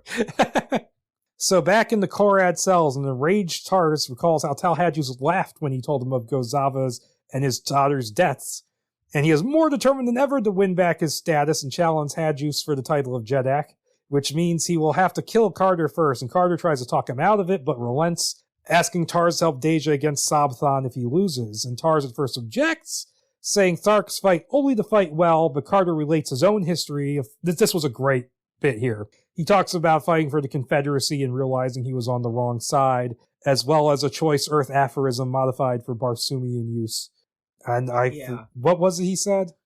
God, we are blasting through this thing. Yeah, I know. I've just been sitting here listening to you, just kind of going along for the ride, and It's that good, though. yeah, it's great. Oh, he says, "Where I come from, there's a Thark saying, only trust the dead. And where I come from, better to have a Thoat inside your tent pissing out than outside your tent pissing in." That's what it was, yeah. Because I was like, it's a horse thing, but yeah. And that just makes Tars laugh. Yeah. "I like you too, John Carter. It's a shame I will have to kill you. You'll get over it before I will." And so Sola approaches the arena, and Woola breaks out from a herd of Calots to join her. And back in Helium, the king and his chancellor examine the greenhouse, which has been destroyed by the weather conditions, and the same is happening to their farm. He then receives word from Zodanga of Deja's rescue, as well as the impending wedding to Sabthan, which he is to preside over. Wait, did I skip something in my notes? I don't think so. Well, yeah, I think they showed Kantos Khan, escaping or something. Okay, yeah, well, okay, whatever. I didn't take a note on it. Okay, so it's too bad. Yeah, pretty much. Back in the Korad arena, Carter and Tars fight before the Jeddak, who is wearing the Bowie knife, and with Carter putting up a good fight before Tars apparently stabs and kills him. And he then challenges the Jeddak, who tries to weasel out of it before Sola goads the crowd into shaming him into the fight. And Tars beats Talhadjus just hands down. Oh yeah, totally. And I believe he uses the line where he says, the River Is a short distance between my sword and your throat. Yeah, And nice. And he does a thing in this script that he doesn't do in the others, where he deliberately folds back two of his forearms. Right. As just like an FU. Yep. But no, he beats him hands down, telling him about his relation to Gazava before running him through and claiming the title of Jeddak. He then says, as Jeddak, I changed the rules so that the last 2 survivors shall regain their status. And Carter is revealed to be alive, and they stab the rat-like Sleegat he had been hiding in his armpit. Yeah. And some of the Jeds want Carter killed anyways, but Woola jumps in and defends him. And later, Tars tells Carter that they've learned of Deja's situation in Zodanga, but Carter offers to forego his personal desires and head to Helium to get help repairing the factory. And Tars arranges to give him 1 night to rescue Deja, proposing to send the assembled tribes to Helium under Zod's command, and Carter can meet them at the hatcheries after he's done in Zodanga. Zad objects to dealing with the Red Martians, and Tars appoints Sola as his envoy, citing her outsider status, loyalty to the tribe, and the fact that she's the new Jeddak's daughter. Yeah, he's like, Zad, she is the daughter of a Jeddak, a very important woman. And Zad and the Jeds are just like, what? Yeah. Apart from an older one who remembers the old ways. None of them are willing to challenge Tars, so they just accept the situation and things get underway. But at the same time, as an exhausted Kantos Khan arrives back at Helium riding Beauty, Carter, Tarkus, and a small group of Tharks approach Zodanga, and Carter heads towards the city alone, the Tharks awaiting his signal if he needs help. And we learn here that he can't kill Sabthan, it's that rule against not killing the betrothed, as before. And Carter sneaks up to the city and leaps over the wall, and then intimidates a young guard into drawing him a map to where Deja is being held. This is funny. And while this is happening, the main body of the Tharks have arrived at Helium, a small number of them creeping into the command tent to get an audience with the commander. And it almost comes to blows before Kantos, who remembers Sola, arrives and defuses things. And Carter makes his way through the Zodangan palace. The thing I skipped over in my notes was Kantos riding off on Beauty. I forgot to take a note on that. But Carter makes his way through the palace, finding Deja's chambers. She refuses to go with him as she's given her word to Sabthan, and won't break it on top of wanting to help her people. And Carter admits to loving her, and she does the same. They go in for a kiss, with Carter sweeping Deja off her feet, but instead of taking her to the bed like she's expecting, he just carries her out of the room and runs off. Yep. They run into an entire phalanx of Zodangan guards, and they flee from them, so very much like Han Solo in A New Hope. Yep. With Carter receiving some not entirely reluctant assistance from Deja, who's going like, go here, go there. And they end up on the flyer terrace where they could make an easy escape, but Carter can't work one. And with the guards closing in, she gives in and jumps in the pilot seat and flies them out of there, while Carter is shaken by his first experience with flight. And they appear to be home free, but then the airship appears in their path, forcing Deja to pull off a crash landing onto its deck. And they are soon captured by Sabthan, who, having been told who Carter is by Praetor, realizes what he means to Deja and has him carried off below decks, threatening to have him killed if she won't marry and submit. And so the King's Flyer then arrives on the scene, and it's like, the next 20 pages is just like, oh shit, someone else arrived. Oh shit, someone else arrived. Yep. And Sabthan, considering the threat to her father as well, orders the deck prepared for the marriage. As the king arrives on board, the ceremony commences. And Carter is taken to a flyer, and it's implied they're just going to make it crash or something, but manages to flip his guard over the edge and jump off himself, clinging to a spar, and managing to cut his ropes with his feet and his knife. He then climbs up to the deck, interrupts the marriage ceremony, severs the chain, and Carter puts up a good fight, but is soon about to be overwhelmed by the Zodangan guards. A Zodangan guard carrier appears overhead, only for Tarkus and the small Thark force to leap out and come to Carter's aid, having commandeered the carrier and sword, and Tarkus points at the crash flyer on the deck and says, I saw your signal. However, they are still too few in number, and once again in danger of being overwhelmed and killed, but are saved when the Helium Navy, under command of Kantos Khan, along with the entire Thark army under Sola, arrives, and they stream onto the airship. It's this crazy battle. Yep. And they just completely subdue the Zodangans. And Sabthan, who's incensed at his loss, takes Deja hostage and flees into the ship. And Praetor attacks Carter and nearly kills him, but Tars runs him through, impaling him to the bulkhead, which they don't actually establish which one of them is the better sword fighter, which I thought was cool. Yeah. You're expecting something to happen, and that doesn't happen. Yeah. And Carter pursues Sabthan, finding him in a room with Deja and the king, who has agreed to abdicate the throne after being told about how the renegade is the only living keeper, and he sees the necessity of submission. And so Carter just goes, yeah, but the third keeper is still alive, which shocks the renegade and enrages Sabthan, who attacks Carter. And he throws off Sabathon by pretending to have killed Praetor himself. And the fight continues, and Sabathon, knowing he can't win, and wanting to spite Carter, grabs his opponent's sword and deliberately pulls it into himself, dying by Carter's blade and denying him Deja's hand. And then, the best scene in all three of these scripts, right? This is remedied. Tars enters the room, realizes what's happened, hacks Sabathon's corpse with an axe and goes, "Oh, he was alive and moving for his sword." And they're just like, "Yep, we'll go with that."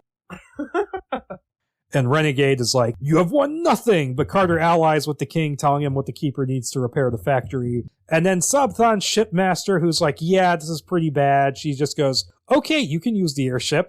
And so on the deck, the king meets with Tars and Sola, thanking them for their assistance.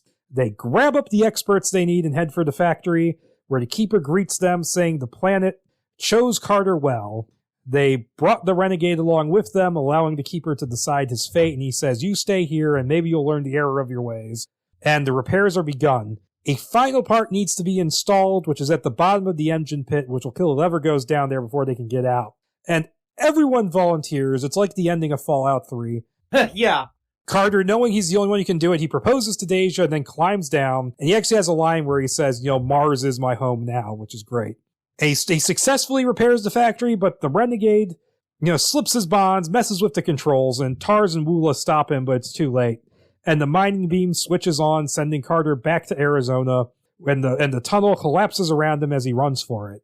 And it then goes back to Burroughs reading the manuscript, which says that the gold made Carter rich, but it didn't fulfill him because he still longed to return to Barsoom and Deja, but he thinks his calculations have found a way. He then reveals that he has faked his death as a means of handing his property over to Burroughs while he traveled the Earth, places that he thinks will be hit by the mining beam. And Burroughs then checks the mausoleum, finding Carter's coffin empty. He laughs, looks up at the sky, and it cuts to helium, where Deja is also watching the sky as a falling star streaks across it, and it ends. Good stuff. Yeah, it's great. I mean, it could be a teensy-weensy bit shorter in a few places, but overall, I can't really say too much bad about this.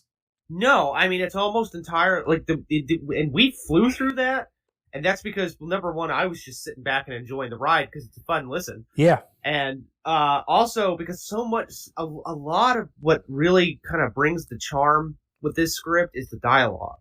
Yeah. And it's all kinds of stuff, even little things. There's a bit early on where, about halfway through, where Sabthan is going to go after Deja, and he's like, "I will recover the princess." And I think Kantos is like, "Don't you mean rescue her?" Yeah. And later on, when Carter grabs her, throws her over his shoulder, she's like, "What are you doing?" And he's like, "I'm rescuing you." So it's like, and they don't really it's not like a scene where Deja smiles or they don't. It's subtle and it's really cute. And there's the bits with where she tells him that he's not worthy of cleaning the teeth off of some kind of an animal. Yeah, he realizes he realizes she basically means a cat. It's it's a cat. He's like, okay, women are the same everywhere. It's cute, it's fun. I see a lot of especially in that scene we were just talking about where he grabs her and runs off with her, and she's she's not helping him at first, and then she kind of slowly warms up, but she's kind of putting up a bit of a resistance about escaping with him. I see a lot of shades of the Mask of Zorro. Oh yeah, definitely. I can see this whole bit. I can just see Catherine Zeta-Jones doing this. You know what I mean? Oh yeah, she'd be good for it. Not in 1990, but not in 1990. But she would have been perfect for that role. But yeah, no, I can see them really kind of testing the waters with a lot of their character development that they would, eventually return to and find amazing success with. Oh yeah. Excellent script. And I feel like it did capture the tone and the spirit of the material very well. Yeah, I mean, it's a little bit, honestly, it captured, it's interesting because when I think about this, I'm like, this is a little bit closer in tone to what I remembered it being as opposed to what I actually went back and read. Because I remembered it being a little bit more swashbuckly, like this is, as opposed to, well, it's swashbuckling in the books, but it's more, I guess, epically told in the books, whereas this is more swashbuckle. It's good. Yeah. It's good stuff. Yeah. And the expansion on the atmosphere factories really, it actually enriches the plot a little bit because it gives the bad guys more to do, and it puts that ticking clock in the back of your head for the whole thing. Yeah, it's genius. It's genius because it gives them a legitimate reason to get to Mars, a legitimate reason of getting banished away from Mars.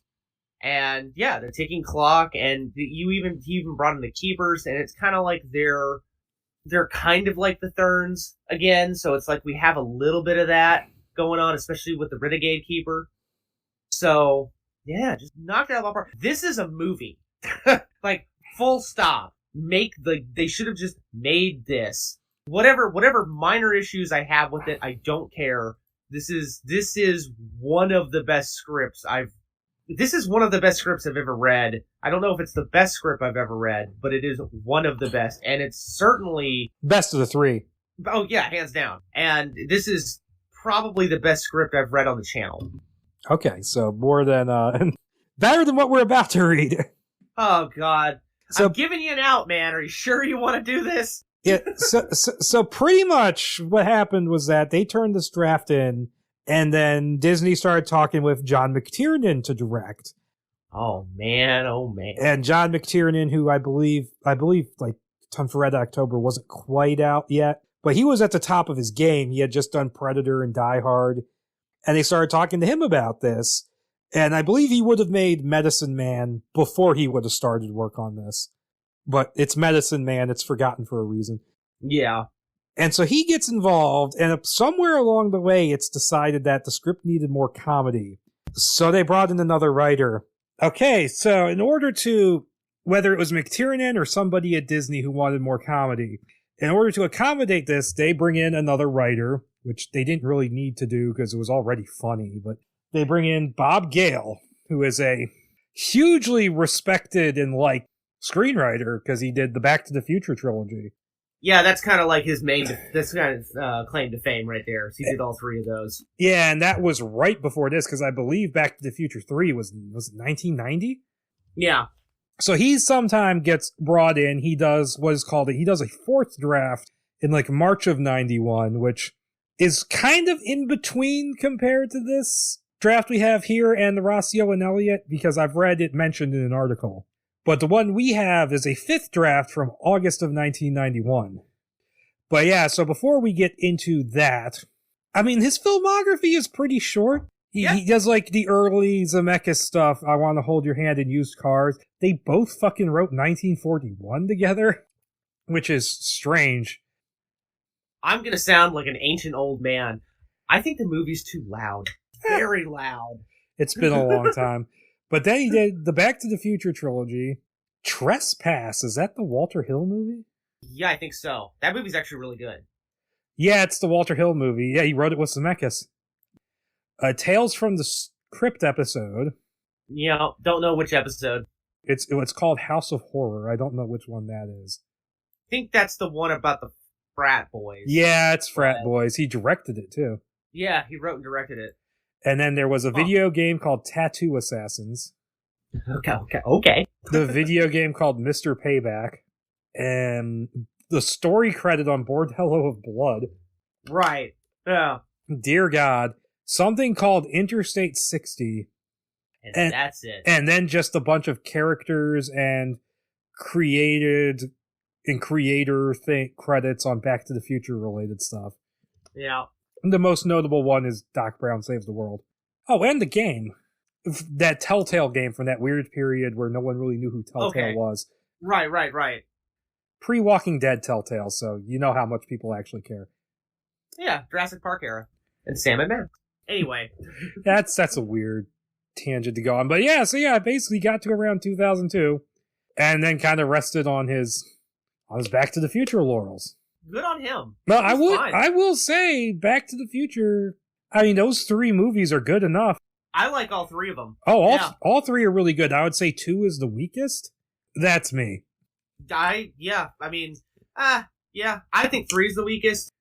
But no, I like all three of them. I have the Blu-rays. They're great movies. So yeah, we're being very nice. We are. Let's get it out of the way. This draft is shit. This is so bad. Yeah, it is unbelievably bad. So we just get into it. It's John Waters.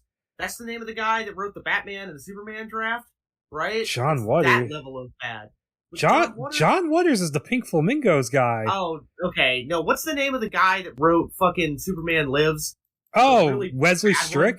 Wesley, I don't know why John Waters came. Okay, I'm leaving that in because that's just I don't know where you got that.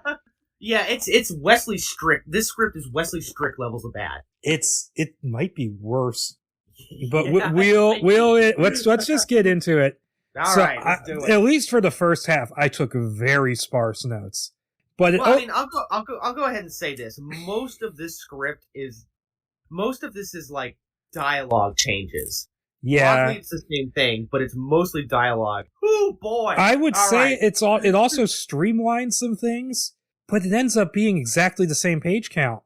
Yeah, so it's because there's so much extra dialogue now, and it's all shitty jokes. Yep. So okay, it's the title this time is they've dropped the Chronicles of John Carter thing, and now it's just Edgar Rice Burroughs, A Princess of Mars.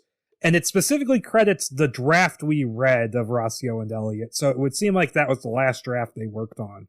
Yeah. And this one is a fifth draft, dated 14th August 1991, because apparently he thinks he's English. And it opens much the same as the previous draft, only they moved it forward in time to 1910, and Burroughs is 35 instead of mid-20s, and they ride to the house in a car instead of a carriage. Basically what he's doing here is a bit more of a meta-nod to the time he would have written the book. Yeah. Which would be fine, but it just makes you wonder about Carter's age, because he's not immortal in any of these. Right. Okay, and so Carter's story instead, it begins on a steamer off the coast of British Columbia, and him and Powell, they're traveling south after finding gold up north, and Carter's got a gold nugget, which is important later, but I think I forgot to take a note about that because I was just so pissed off. Yeah. But they're talking, they're like, we're going to go to San Francisco, we're going to spend our money, we're going to fuck all the whores in the city. Like, he keeps coming back to that throughout the whole thing. We're going to eat in fancy restaurants, blah, blah, blah. Visit the best bordellos. Yep, and brothels. Oh, God. A bordello of blood. Yep. But it's just annoying. And then there's this weird gag about how Powell apparently lost a few toes to frostbite and he keeps them in a bag because he wants to keep all his body parts together when he's buried. God, yeah. And so is the implication here that they were like ahead of the curve on, finding gold in the Yukon? Yeah, I mean, you mentioned that earlier, and I'm like, yeah, I guess that might be where he was going with that, but it's not addressed in any way, so sure. And I know McTiernan apparently, I don't know how true this is, but he apparently considered having John Carter be from Alaska instead of Virginia, because that means he's more of a hard ass for surviving in a tough place. And I'm like, you were watching that shitty History Channel show Tougher in Alaska, weren't you? That's like 10, 15 years after this, but still. And so the ship begins to break up in the stormy waters, and Powell, who apparently dropped his tow bag, is like running around looking for it, and he gets trapped under a beam and dies. And Carter stays behind to get the tows to him, and so he misses the lifeboat. And he leaps off the side of the boat as it sinks. And already this is like, what? Yeah, that is this script's version of like a character moment. That feels like he takes the frostbitten toes back to the dead guy. That feels like a goofy side character from Back to the Future 3. Yeah. And so the boat sinks. He swims for a cave on the rocky seacoast where he finds a smooth shaft, like in the other draft. And then a blue orb, it rises from the shaft and for some reason chases him down the cave. And then it envelops him and transports him to the engine pit on Mars. And the pit, it's not full of skeletons here, and Carter leaps out after hearing the keeper call at him in English, going, "Get out of there!" Yeah. It's really dumb. He walks up to the control room, and the keeper is like, "Hey, this place is built in such a way that all languages are understood in here." And I'm like, that's dumb. Yep. And he's convinced much more quickly that he's on Mars in this draft, because he pulls out the gold nugget, and he's like, if this is with me, I guess I'm not dead. And he's like, send me back to Earth. And he's like, no, I can't do that. I'll have to shut the place down. He goes like, send me back or I'll kill you. Fine, then kill me. I'm like, what? Yeah. You've turned John Carter into Biff. Yeah, they really did. Get the hell out of my car, old man. And so there is no sabotage here. They just seem to be breaking down from time and use. And the keeper's like, here, Carter, take this medallion with you to the great oracle of helium, who will know what to do. And it points the way like it's the fucking, like it's it changes color as the atmosphere degrades. It's like a health bar and a compass on a HUD in a video game. Right, yeah. It's ridiculous. It's like he's got the little arrow from BioShock. Yep. And Carter... It kills me. Well, it kills me that they took out the Renegade Thurn, or the Renegade Keeper. And I don't know. It's like, it's weird to me because it's like, yes, they streamlined it, but they cut out all the good stuff. And added shittier stuff. Yeah. Oh, like asshole Carter. Yep. Who is so much worse because he has his bad moments in the movie. He is so much worse here. Yeah. And, oh my god, I said I was sparse, but I have 15 pages of notes left. God. Oh. And Carter only agrees to go along because the keeper promises to send him back if he does so. He's like, I always keep my word. And Carter's like, I'll return you, and if I don't find help, just to kill you out of spite. It's like, okay. All right. And so all the cutaways to helium, those are cut out, which I can see an argument for that because it keeps it with John Carter. Yeah. But they don't add much to it. But he comes across the Stark Incubator, and there's this really stupid joke where he's like, ooh, ostrich eggs, I could scramble some of those up. I'm like, you're a fucking idiot. Yeah. Oh, you're not. Well, you're definitely not a bird. So the adult Tharks, and it's mentioned that they're in a blue-cloaked tribe, but that ends up meaning absolutely nothing in the long run. And they soon appear, they're impressed by Carter's leaping, and he tries to ask for food.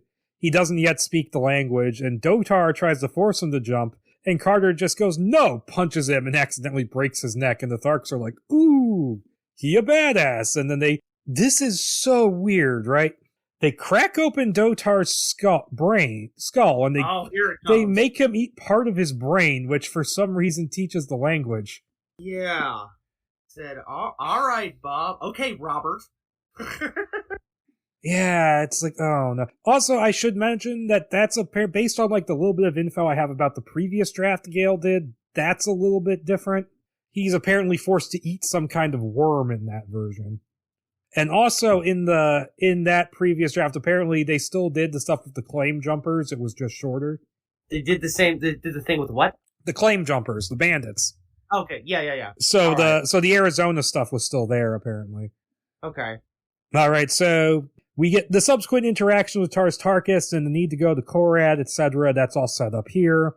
And there's some more dialogue with Sola, who's like, so, you eat like a Martian, you sleep like a Martian, you excrete like a Martian, what else do you do? It's like, it's implying like, oh, do you fuck? It's like, he's like, yes, and Tars assigns Woola to Carter here as well instead of later. It makes no difference. Yeah, this draft, the caravan sets out, they have the Zididars again in this draft, and we get the scene where he tries to mount a Thoat, but he's like way more like up his own ass about it. He's like, I served under Robert E. Lee, Jeb Stuart, and the late lamented Stonewall Jackson. I know how to ride a horse, and then gets thrown off. That's one of the jokes that's actually at least kind of funny. Yeah. Although I don't know why he specifically points out the late lamented Stonewall Jackson when Jeb Stuart would also have been dead by this point, but it's okay to not know your history, I guess. And see, I know what's coming up in the very next scene. And oh god. And so they build up a bit of a rivalry between him and Zad, who's like, they're constantly giving each other shit throughout the whole script, which is kind of building towards something, but not really. And Carter tames one tames a Thoat like in the other draft, only this time he names it Laughing Boy because it laughs like a hyena. Oh god, and the next scene, here it is. Yep, here it comes. It's the scene where he's riding with Tars Tarkas, which is really good in the other draft, but here he's singing Camptown Races. Doo-da, and Tars Tarkas is like, I like this song, we must teach it to me, so he's starting to teach him how to sing the song, and it's like, oh. Oh, Why? my God. Why? I mean, I could see him, like, from the previous draft, I could see him, like, whistling it, maybe. But, like, even then, no. God, no. This is just... Part of me wonders if he did this just to get arbitration. Right? I don't know. I don't want to throw too much shade on the guy. And you never know if he was maybe under if he was under instructions. Like, dear God, was this McTiernan's idea? I don't think so. I gotta be honest. Yeah, was it Disney's idea? I don't know. We won't know until Bob Gale says something about it. But all right, and so they're interrupted by the flyers passing overhead, with one from Helium being pursued by 2 Zodongans. And Carter recognizes the Helium symbol from his medallion, and I don't think they specify it yet, but the Zodongan symbol looks just like a swastika. Yep. Well, it's not that it looks like a swastika, it's just he compares it to a swastika, I think. It's that he says it is like the equivalent of a Martian swastika. So I would imagine it being red with the marking in the middle. Yeah, but still. I mean, like, it's very obvious what he's doing here. Because, we'll get to it. So, we're right about there. A full-on battle breaks out with the Helium ship crashing. A Zodongan ship is taken down by a shot from Tars, and Zodongan soldiers, led by Prince Sab Than, emerge from the wreckage, with Sab declaring there shall be no prisoners except the woman, and a bloody fight ensues. Tharks are slaughtering both sides. Sab Than kills one of his own men for being taken prisoner. He's also scarred, they mention. Yeah, Scarface. There's a missing page in the middle of this, where Deja Thoris emerges from her own wrecked ship and is captured by the Tharks. The hand gesture mix-up happens. Oh, I skipped over. Sab Than begins to slaughter the Thark infants before Carter interrupts him with a sling blow to the head. So yeah, this is the one where he teaches them how to use the weapon. Okay, yeah. So yeah, he just turns over the cart and just starts stabbing babies. If we didn't know he was evil, we know it now. And since there is no conspiracy here, any intelligence of the character is gone. Right. He's just a bloodthirsty, kill-crazy douchebag. The only good Thark is a dead Thark. I'm like, oh God, are we seriously doing this? Yep, and so Deja Thoris on the missing page. She emerges from the wrecked ship, gets captured by the Tharks. The hand gesture thing happens. Sola confirms to Cartridge she is the Princess of Helium, so that whole tension is gone. Yeah. And it makes way less sense that Carter doesn't, like, try and get her out of there sooner in this draft. Because in the other one, he has no idea that she's from Helium. Right. So it's just dumb. And Deja refuses to speak to anyone but the Jednak, but here everyone knows who she is, so it lacks impact. I've put that in my notes. They get to Korad. There's some comments on the architecture. Apparently it used to belong to the Red Martians, and also something about how, like, because of Martian gravity being less, like, it gets, like, really, like, absurdly small the higher it goes or something. It was weird. They kept mentioning it every time they went to a Martian city. Right. And they gather here twice a year for the games in the arena. Carter finds himself some quarters that are indoors, and they're across from Deja's balcony, so he's watching her like a creep. And sneaks off that night like in the previous draft. There's less conversation with Deja. He actually shows off his leaping abilities by bouncing around like a goddamn pinball. Yeah. Oh my God. Yeah, I was just thinking of Freddy versus Jason at that point. And the Otts attacks them in their chamber rather than in the courtyard. And the fight goes the same way. Thark guards pour in following Woola, who jumps in to help. And it's like he successfully shames them, saying, "You were guarding her badly. She would have been killed by an Otts if I wasn't here, blah, blah, blah." And then she misinterprets this as him enslaving her because he takes her into his custody. And he gets the guards to save Woola and promptly passes out. And next day, Carter's led to his audience with the Jednak. A brief conversation with Sola establishing what a good healer she is. And so, okay, this joke.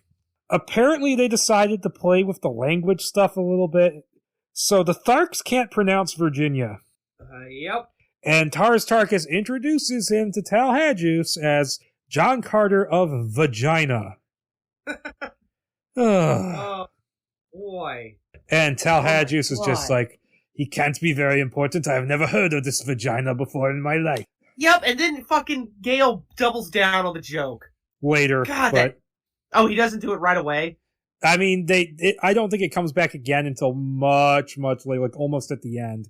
Oh, no. I meant, well, yeah, he does double down on it that way. I meant, like, they introduce him as John Carter of Vagina, and then fucking the Jedek is like, I've never heard of Vagina. Yeah, he does. It's like, really, Gale? Really?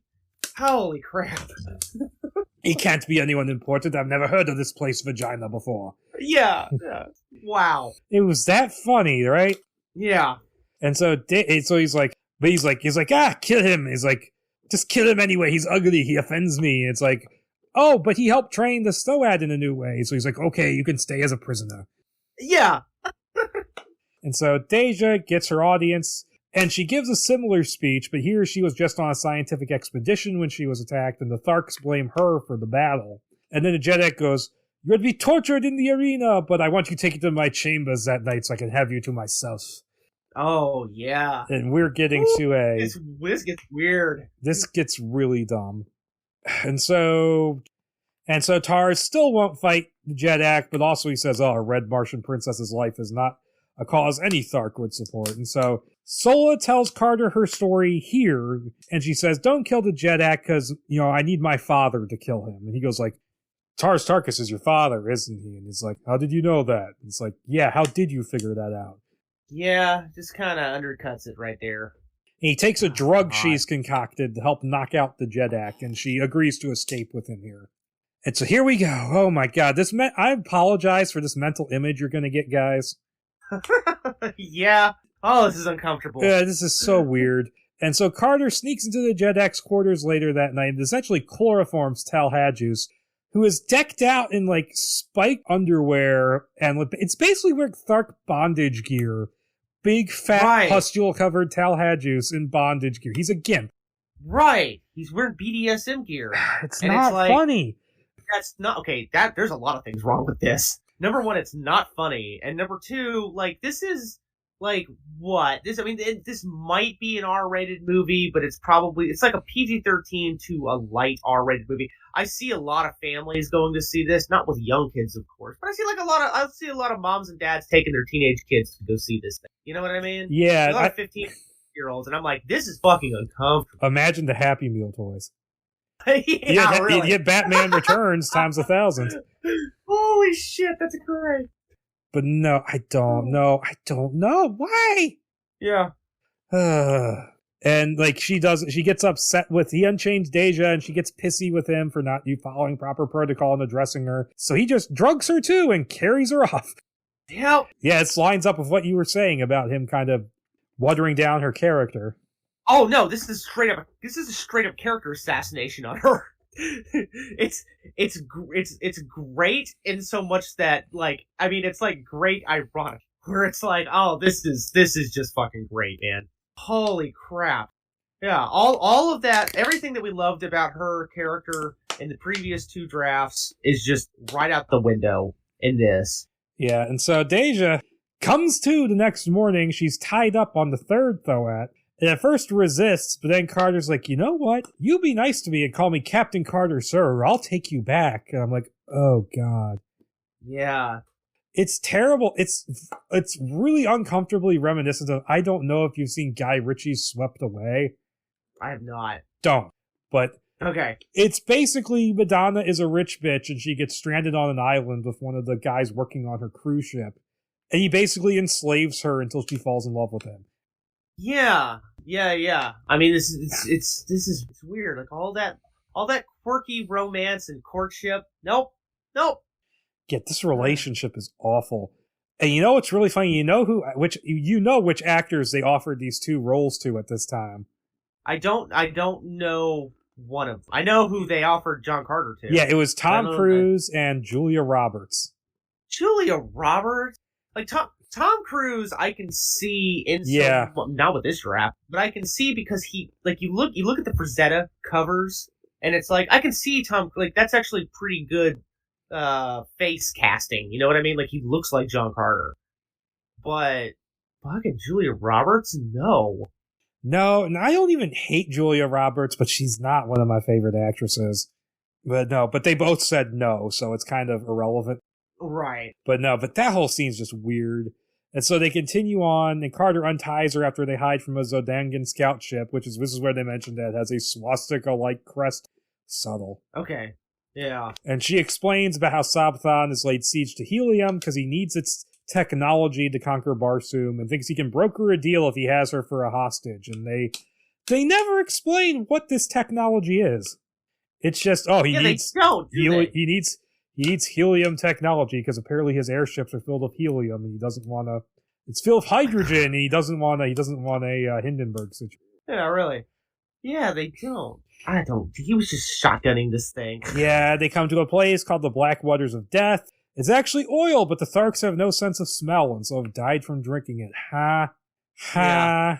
And they make camp for the night, and Carter spears a Sleegat, so this is setting up the arena thing later. They cook it for dinner.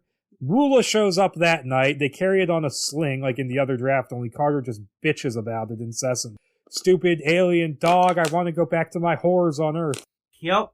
And they notice yellow smoke billowing up from a place in the distance, which turns out to be this place they call the Canyon of the Winds, with air currents so powerful that even airships avoid it. It's the most direct way to Helium, so they head there, finding that the craters in the canyon are what is billowing the smoke, and that the winds are much, much tamer than normal, because Woola walks into a crater and then gets sent up. And Carter's like, oh, okay, so this is connected to the atmosphere factory. He tells Deja everything, finally. And now she's super impressed with him and wants to know about his home. He says, I don't have any. I joined the army to get it back, but I failed. And he kept fighting because he was good at it. And he goes like, oh, you're similar to Barsoomians. He goes like, how similar are you to other Barsoomians, actually? Oh, God. Here it comes again. And she goes, well, how similar physically are you? And then she just rips her clothes off. She goes, what do you have? And so he takes off his pants and she gets really excited. Like she's about to sing Sweet Mystery of Life, At Last I Found You. Or go, it's true. And then they basically just fuck right there. And Sola, who had walked away, walks back up and starts watching before leaving again. Oh my God, the Cinemax bullshit. Yep. Oh, the lines are right here with John Carter saying, and am I like the males of your race, princess? And she smiles with delight and says, much more so. Oh my God. So apparently Earth's heavier gravity gave him a bigger dick. Yeah. Also, we kind of glossed over it a little bit, but I love how it's just like a snap of the fingers. Okay, it's time for the romance to happen now. There's no build up to it. It's just like, boom, here we go. Because we're 77 pages into the motherfucker, and we gotta have, some romance happen. He can't just be an asshole to her the entire time. Oh, yeah. Holy shit. If the Rossio draft, if the Rossio and Elliott draft is, you look at that and this is how you write a script, this is how you do not. Which is weird, because it's Bob Gale. I expect better from Bob Gale. Yeah. I mean, Back to the Future is Back to the friggin' future. Well, you after reading this, I'm like, well, how much of that was Zemeckis? You know what I mean?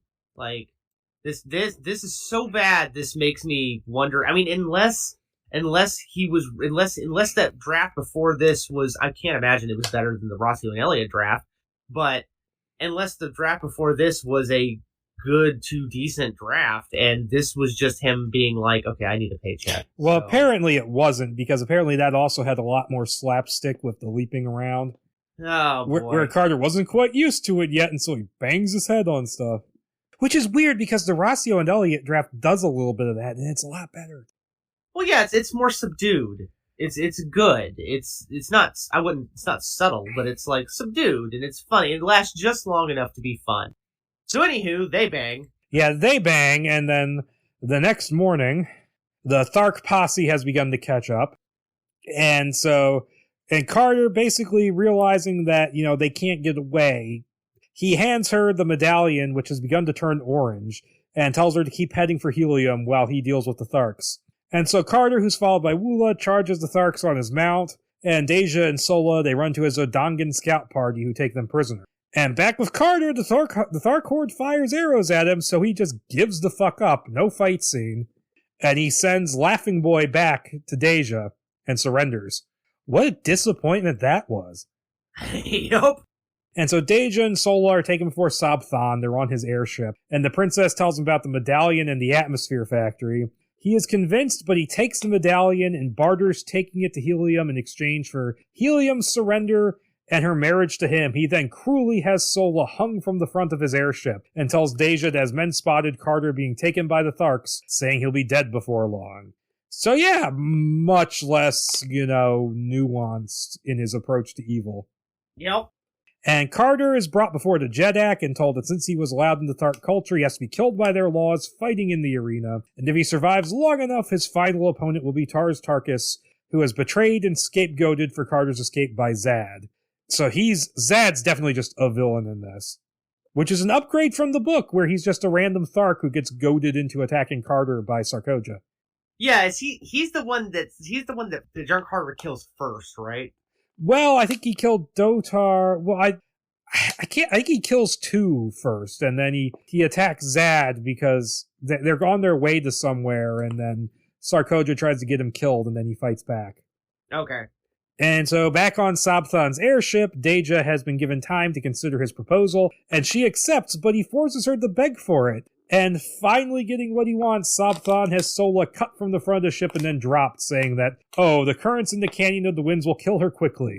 But instead, as we saw earlier, she is caught by the light wind and lands softly. Laughing Boy soon walks up to her and she realizes Carter is in trouble, so she rides off on him towards Korad. And so the scene between Tars Tarkas and Carter in the dungeon, it's almost exactly the same. But instead, Carter is like, hey, we should throw down our weapons in the arena and refuse to fight. And so they do that. And then Talhadjus is just like, I changed the law so that if you refuse to fight, you die instantly. And so they fight. Yeah, pointless. And they do the trick with the Sleegat again. And so Tars fights the Jeddak, only here Talhadjus tries to pick up a gun or a sword or something and cheat, and Carter's dead body, quote unquote, comes back to life, grabs his leg, and trips him up, which I actually thought was really funny. That's one added joke that's actually funny. And it's revealed in this draft that it was Zad that sold out Gozava, and he tries to run away, and Tars Tarkas just throws the sword at him and kills him. And so Tars takes over as Jeddak. Sola rides in just moments too late to make a difference, and informs Carter of what happened on the airship. And then soon after, a helium ship arrives at Korad, and Tars agrees to meet with the envoy, who turns out to be Kantos Khan, who slipped out of the now occupied helium at the princess's suggestion to go look for Carter. And the wedding ceremony is set for the day after tomorrow. And it's like, but we can't get there soon enough. He goes like, oh, yes, we can. We're going to take the Thark army by the route through the canyon. And it's also here that we learn about the whole you can't kill the betrothed thing, or you can't kill a husband. And this time it comes from Kantos. And the Tharks also learn about Sola's status as Tars' daughter here, but they make a whole lot less of it. Like, there's much less of a scene. And so Carter and Tars confirm their friendship and bid each other goodbye as Carter is going with Kantos on the airship. And on the way there, Carter breaks part of the control console off because it looks just like the medallion. And Kantos paints the center red with his blood, creating a counterfeit. And I'm like, this wouldn't fool anybody. No, this is cartoon logic. And I love how, like, John himself is like, oh, why didn't I think of that? Or something. He says something to that effect. And it's like, because you're not living in a fucking cartoon. Like, what? Yeah. What? And you didn't write fucking Roger Rabbit, Gale. That was a different guy. Right. And so Carter gets off the ship and goes to sneak in, telling Kantos to back up the Tharks once they come. And the wedding ceremony gets underway in Helium. And we do the whole collar thing here, but he goes, no, we're going to switch to an older version where her collar is going to be chained to my belt. So show her submissiveness. And they're like, we don't do that in Helium anymore. Well, I'm going to change that law, which is totally added for this version. Right. She can never, it's to show that she can never go any higher than that when she's around him. Blowjob height. Yeah. And I'm like, really? Because he's not evil enough. Right.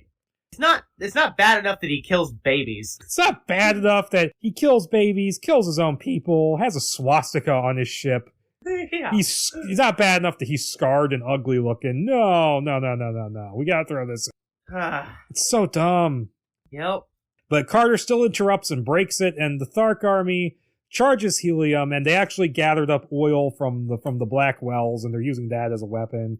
And they're singing Camptown Races. They're going doo-da, doo-da. And I'm actually with Sobthon on this. He's going like, what is that horrible noise? Yep. And Carter, this horrible joke that this whole thing is setting up for. He goes, they are channeling the spirit of the great Earth warrior Doodah. I'm like, I can't believe he got paid for this script. Could Disney get their money back? Really? Yeah. It's, and I'm gonna say it again, but it's that kind of shit that really reminds me of Wesley Strick. Where it's just that, and it's like, what is this? Oh, the Don King joke? Yeah. Oh, God. Never pet a thing called Doomsday. Right. Oh, my God. Okay, so we're almost done here. Let's just push our way through. Plow through it, man. Carter bluffs with the fake medallion, getting Sobthon to reveal that the real one is in his strongbox in his chambers. And Carter also tries to get Sobthon to give up his plans, but he won't, grabbing Deja and taking her hostage in exchange for the medallion. And so he throws the medallion in the air and grabs Deja, leaping to a balcony and getting the location of Sobthon's quarters from her. And so, meanwhile, the Zodongan prince threatens the king, who's Tardos Moors in this version, so they used a different character. So they combined the characters the same way as Rossio and Elliott did, but they used the grandfather's name instead of the father, which is also what they do in the Stanton movie. Right. Trying to make him abdicate by withholding the medallion, the king acquiesces, but only in the event that the oracle confirms that this medallion story is true. And so the Tharks take down the Zodongan flyers, with skins filled with oil from those pits. Deja takes Carter to Sob's chambers, and they watch as the guards file out the manned battle station, so that was lucky. And the oracle soon arrives before the king and Sobthon and immediately sees through the fake medallion, going, that's not it. That's from a control console and someone bled on it. So what the fuck? You actually fell for that? Yep. And so Sobthon is like, oh shit, and rushes off to his chambers, and the king and the oracle are like, well, we might as well follow. And Carter and Deja find Sobthon's strongbox, but they can't get it open even by throwing it out the window. And then they leap down, and it's been wrenched open by Woola. Yes. Who just hands the medallion over. That was great. Right. Yeah, because that's a thing earlier on, right? Where he keeps trying to get rid of it, or he's trying to give it to her, and Woola keeps bringing it back. Yeah. So that's one of the few cute things that I like in the script, is that pays off a little bit. And so the king, the oracle, Sobthon, Tars, Sola, and Kantos all file into the courtyard. It's like a fucking lineup of characters. And a Zodongan flyer crashes, separating Carter and Sobthon from the west with fire. So Carter fights him, chops one of his hands off, and then kills Sobthon. He goes like, you forgot one thing. A witness. Much less cool than what happens in the other draft. And so so when the rest of them get into the room, they manage to get around the fire, and the king's like, what happened here? And Carter's like, well, I didn't kill him. He leapt in front of my blade as it was swinging through the air. And I have to give it to Gale. That's not a bad line. It's stupid, but it's the right kind of stupid. It makes sense in context. But it's not as great as Tars Tarkas being the ultimate bro. Really? And so it then cuts to Carter and Deja's wedding on board the airship en route to the Atmosphere Factory, courtesy of Earth custom allowing a ship captain to perform weddings. And I'm like, I know this isn't the Rossio and Elliott draft, but all I can think of is friggin' Pirates 3. Oh, right. Just kiss already. Arr, arr. But okay. And so, now that's right, they all agree to put his death down to a suicide. I forgot to read that part. Yeah. And they reach the factory and they help the keeper repair it. And this whole scene is just played for ridiculous comedy, where it reads like something out of Clue. Yeah, it does. Where they're going like, move, move. And also, before he descends into the pit, the Oracle is like, you are truly great, John Carter. A vagina. Because that joke was so funny, he just had to use it again. I know. But no, where it's like he has to install a specific piece in a specific way. He has to replace 3 crystals, which takes forever, because he has to get down there, he has to put them in place, and then the Sleegat jumps out and scares him and makes him drop the final one. But he finally gets it in, which that was a stupid joke. But Carter escapes the pit just fine here, only for the Keeper to zap him, send him back to Earth anyway, saying, I told you I never break my word. Oh my god. That is just a bizarre plot hole that exists because Gale got rid of the whole plot. Yeah. Yeah.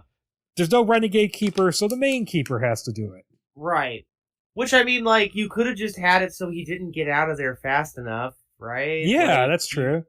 You had, God. Okay, we're almost done. Yep, and so Keeper Carter finds himself in the cave in Canada once again, and it all just wraps up identically to the previous draft.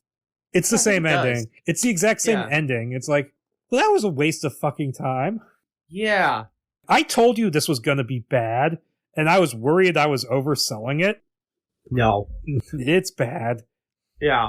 I would love to ask Bob Gale what he was thinking with this. How much cocaine did this sale of this script get you? Yeah, exactly? yeah, how much?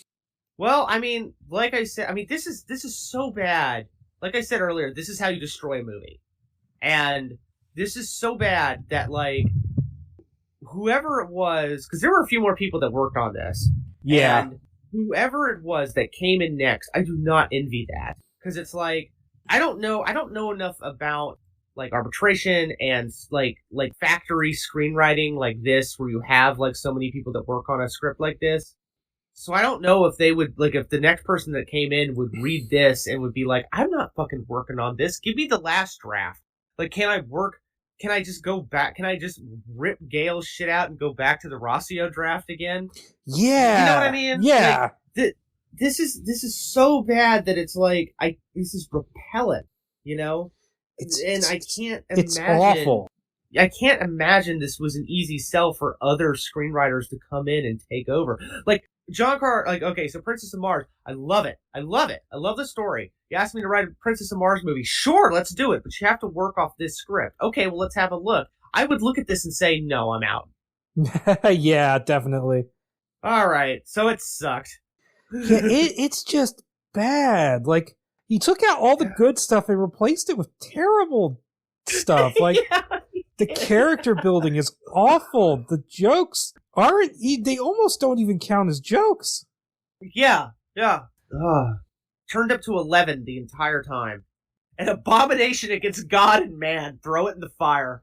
So, okay, McTiernan stuck with this for a while. And he brought in another writer in 92, I think, and it was Sam Resnick, whose only writing credit was the 1991 it was shot as a theatrical movie, but in the US it went straight to TV. Robin Hood movie with Patrick Bergin and Uma Thurman. Okay. Which McTiernan executive produced, so that's probably why he brought him in. So he did another draft.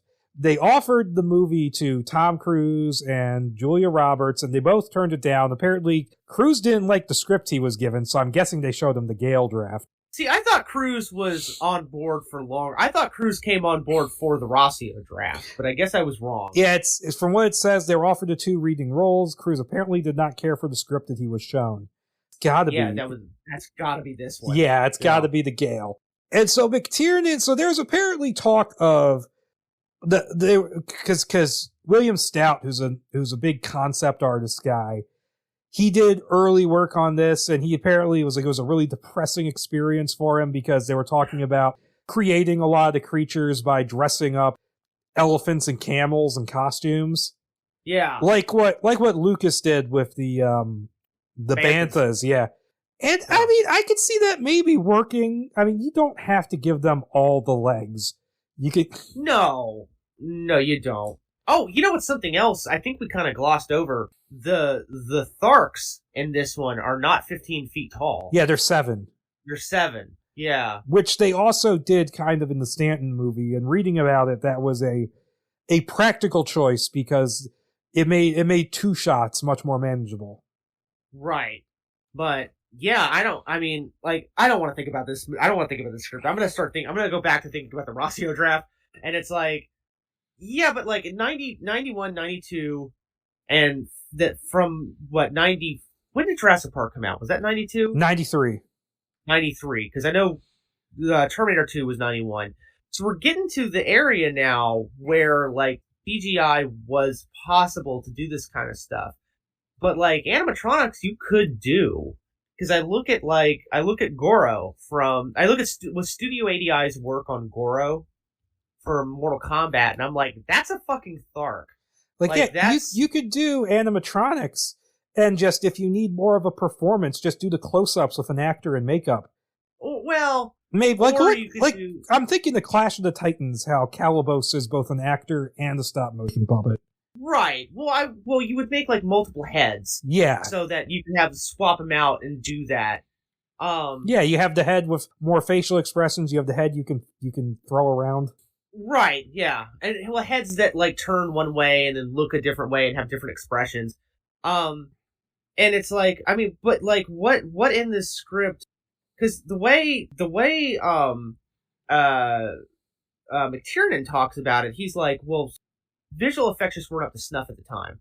And I read this because I guess this is the way he wanted to go with it, and it's like, I really respect McTiernan, so I don't understand this, burning my brain out over here trying to figure that one out.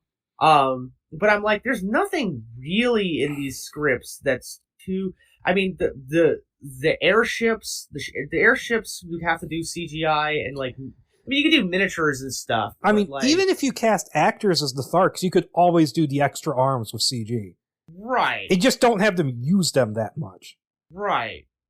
But like the stuff like the Bantha, like, well, it's not the Banthas, the Thoats, the Zitidars.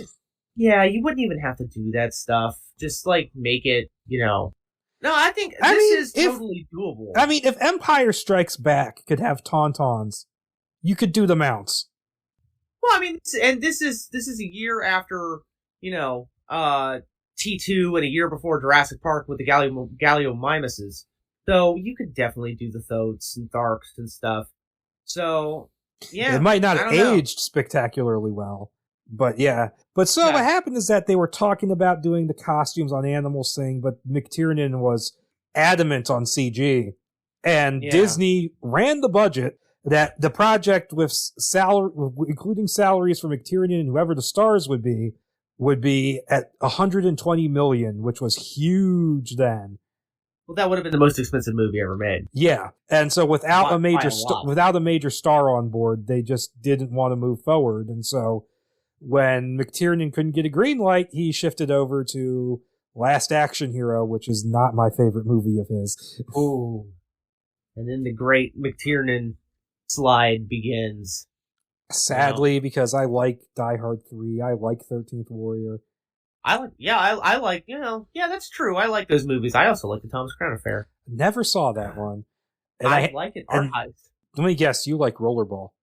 I do not. I'm going to take a big old fat pass on that. I always forget that he did that one. He did. Oh my God. Yeah, but okay, so he left. He had a pay or play deal. See, he got paid and left. Yeah. And so they, at some point in like a year later, so this would have been 93, 94-ish, they brought in two new screenwriters. They brought in George R.R. Martin, who was largely known for TV at that point, wasn't he? Yeah, Beauty and the Beast. Well, I think Game of Thrones had come out by this point. I thought that was 96. You got me. You got me there. I'm not a big enough. I thought Game of Thrones.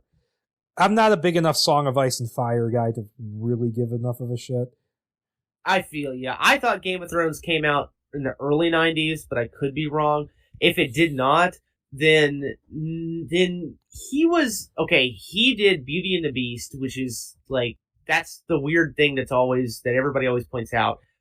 But like, Martin was big in Hollywood at the time, and I think he was a script doctor. Oh, that would explain it. I think that's what he's doing, because he talks about like how he like rubbed shoulders in this era, like late 80s all through the mid 90s, with pretty big time behind the scenes Hollywood people, like execs and other writers and stuff. So I assume he was like a script doctor or writer's room guy. Something like that. So they brought him on. He admitted he wasn't really a particularly big fan of Burroughs. He said a few things to that extent, and I'm not sure if this person was working with him or rewriting him, but they also brought in Melinda Snodgrass, who had written for Star Trek The Next Generation, and she also, the episode of that I remember off the top of my head from her was The Measure of a Man, which is amazing, especially considering that was like an early season 2 episode. Yeah. I think I know which one you're talking about. That's the one with Data goes on trial. Right. That is a good episode. Yeah, it's a great episode. And I don't know if she was collaborating with him or rewriting him, but I'm guessing she was brought on just to make sure the script had an ending. Yeah. Made sure nobody stabbed Deja Thoris in the stomach a bunch of times and decapitated John Carter. Yeah. And so Disney held on to the rights until 2000 when they let it go.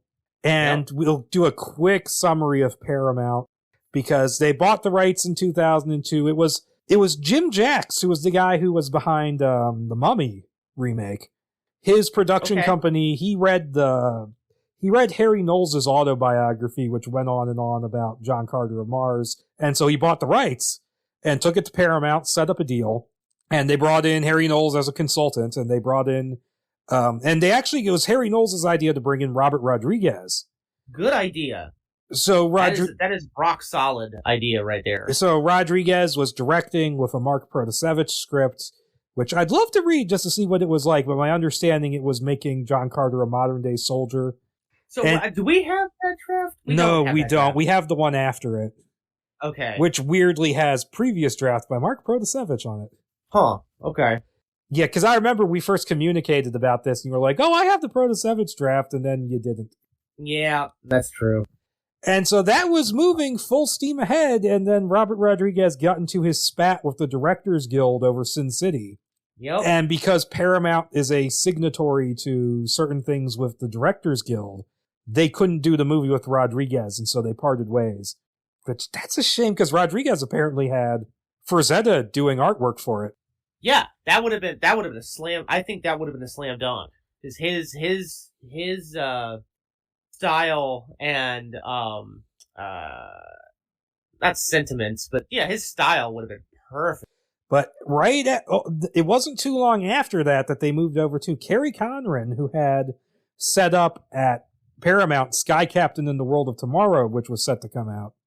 And he had said, yeah, I do like that movie. It's fun. And he had mentioned that they apparently had to ask him 3 times before he said yes. So it sounds like he wasn't super invested in it. And so even in spite of Sky Captain bombing, he was still working on it for quite a while. And there's a demo reel what he put together. Yeah, and it looks rough because because I've heard people shit all over it. I'm like, it's a demo reel. Like, it looks cool. I think it looks all right. Yeah, I think for a presentation reel, it looks pretty good. It's a hell of a lot better than other presentation reels I've seen. Yeah. And no, it looks pretty cool. It nails kind of the atmosphere. And so he was on it. They brought on Aaron Kruger to do rewrites. And we have an Aaron Kruger draft, but from what I understand, it's not reflective of what Kerry Conran wanted. Okay. And so what ended up happening there was that Conran was working on it, and then the head of Paramount, Sherry Lansing, had to step down because that was when Paramount and Viacom split. Okay. And she was Conran's big supporter, and so after she left, the new people didn't really want him anymore. Or John Carter, really, so he left. He had to step down, too. But within a month's time, Jon Favreau comes on board, and he's going to do his version. And apparently his version was supposedly... I've read weird reports that said that it was supposed to be adapting from the first 3 books. I don't know if that's true, though. But he was talking about how he wanted it to be really kind of a smallish kind of, almost kind of a character piece for John Carter. Well, I know that there's real passion there when he's talked about it. I believe that was a passion project for him. Yeah, and he was gonna do it. It was close to happening. It was real close to happening because this was going to be his follow-up to Zathura. Yeah, and he kept waiting for the okay from Paramount, and they kept putting it off, and eventually they canceled it because they figured they'd put all their sci-fi money into Star Trek. Yep. Which is a shame, but I do like the Abrams Trek. The first one, and I really like the third one. I like all 3. I don't much care for the second one. Darkness kind of turns into shit right at the end, but I mostly like it. Fair enough. But no, so that kind of takes us up to when Disney bought the rights in 2007 again, and the initial rumor was that they were going to buy it for Zemeckis and his animation people. I can hear you groan. No, No, no, not at all. Oh wait, no, Zemeckis and his animation people? Yes. I'm sorry, my mind, because we've been doing this for a while now, my mind filled in Stanton, and I was thinking, oh, Pixar doing it. That'd be kind of cool. And then I was like, wait, no, fucking, no, God, no. But that turned out that they actually bought it for Stanton and Pixar, and there was apparently some early talk that they might do it as an animated movie. I'd have been okay with that. I kind of like that idea. It had been interesting to see, like, a PG-13, like a hard PG-13 Pixar movie. Yeah, that would have been neat, but it didn't work out that way, and we all know what happened. Yep. So, yeah, that takes us to the end. Yeah, wow, what a ride. Yeah, let me just say, I would have been okay with the Pogue script. The Rossio and Elliott script would have been great to see. Thank fucking God they didn't shoot the Gale Draft, because that would have torpedoed John Carter as a franchise more than the movie did. Yes. Oh yeah, that would have torpedoed everyone's career. It's almost Michael Bay Transformer movies level of humor. Well, had they filmed this movie and it cost as much as it did, it probably would have shut Paramount down. Or Disney. Yeah, that's right, it was Disney. I wouldn't have shut them down, but it would have fucking hurt them quite a bit. But yeah, I mean, I agree with that sentiment about the ranking of the three. I really like the Pogue Draft. I mean, I do think the Rossio and Elliott draft is the best of the three, obviously. But, like, the Pogue Draft is really, really good. Like, I think that is rock solid, especially for a first draft. Yeah, it's good. Like, I just like the other one better. Yeah, absolutely. And I would have been perfectly fine if that had been a movie. The Rossio and Elliott draft, there's a different timeline out there. That's a better timeline, my friend. Yes. And then there's the darker timeline with the Gale. Gale Draft. Yep. That's like almost like, what was that fucking Tarzan movie with Bo Derek? That was not that was, right? It was called Jane? It was called Tarzan and Tarzan something. Was it Tarzan and Jane or something? It was something like that. I think it was, yeah. Tarzan wasn't even on the poster. It was just Bo Derek. Yeah. It would have been as shitty as that. I don't know how... Yeah, I've never seen the Casper Van Dien Tarzan, but... Yeah, actually, you got something there. It does, now that I think about it, the Bob Gale draft does read like a Dino De Laurentiis era, like late 70s era, early 80s B-movie era garbage, right? Yeah. Kind of like in the vein of the De Laurentiis King Kong. Oh, God. Or King Kong Lives. Yeah. Yeah. I don't know. We've already dished on that enough. Let's just say that was shit. Pogue was good. Rossio and Elliott were great. Yeah. But yeah, until we eventually, hopefully, get more scripts, because we could potentially come back. That would be a lot of fun. I'm hoping that those do leak. I think that they will get out there eventually. I think we've just got to wait ahead of us. The Paramount stuff. Yeah. Like, that's the stuff I want. I can live without the Terry Black. I can live without the George R.R. Martin. Yeah, I want the Paramount stuff too. And like I said, I think it'll come out. I just hope if we get the Favreau draft that we haven't built that thing up so much it ends up being disappointing. Yeah. But no, with that was John Carter of Mars. And until next time, bye. See ya.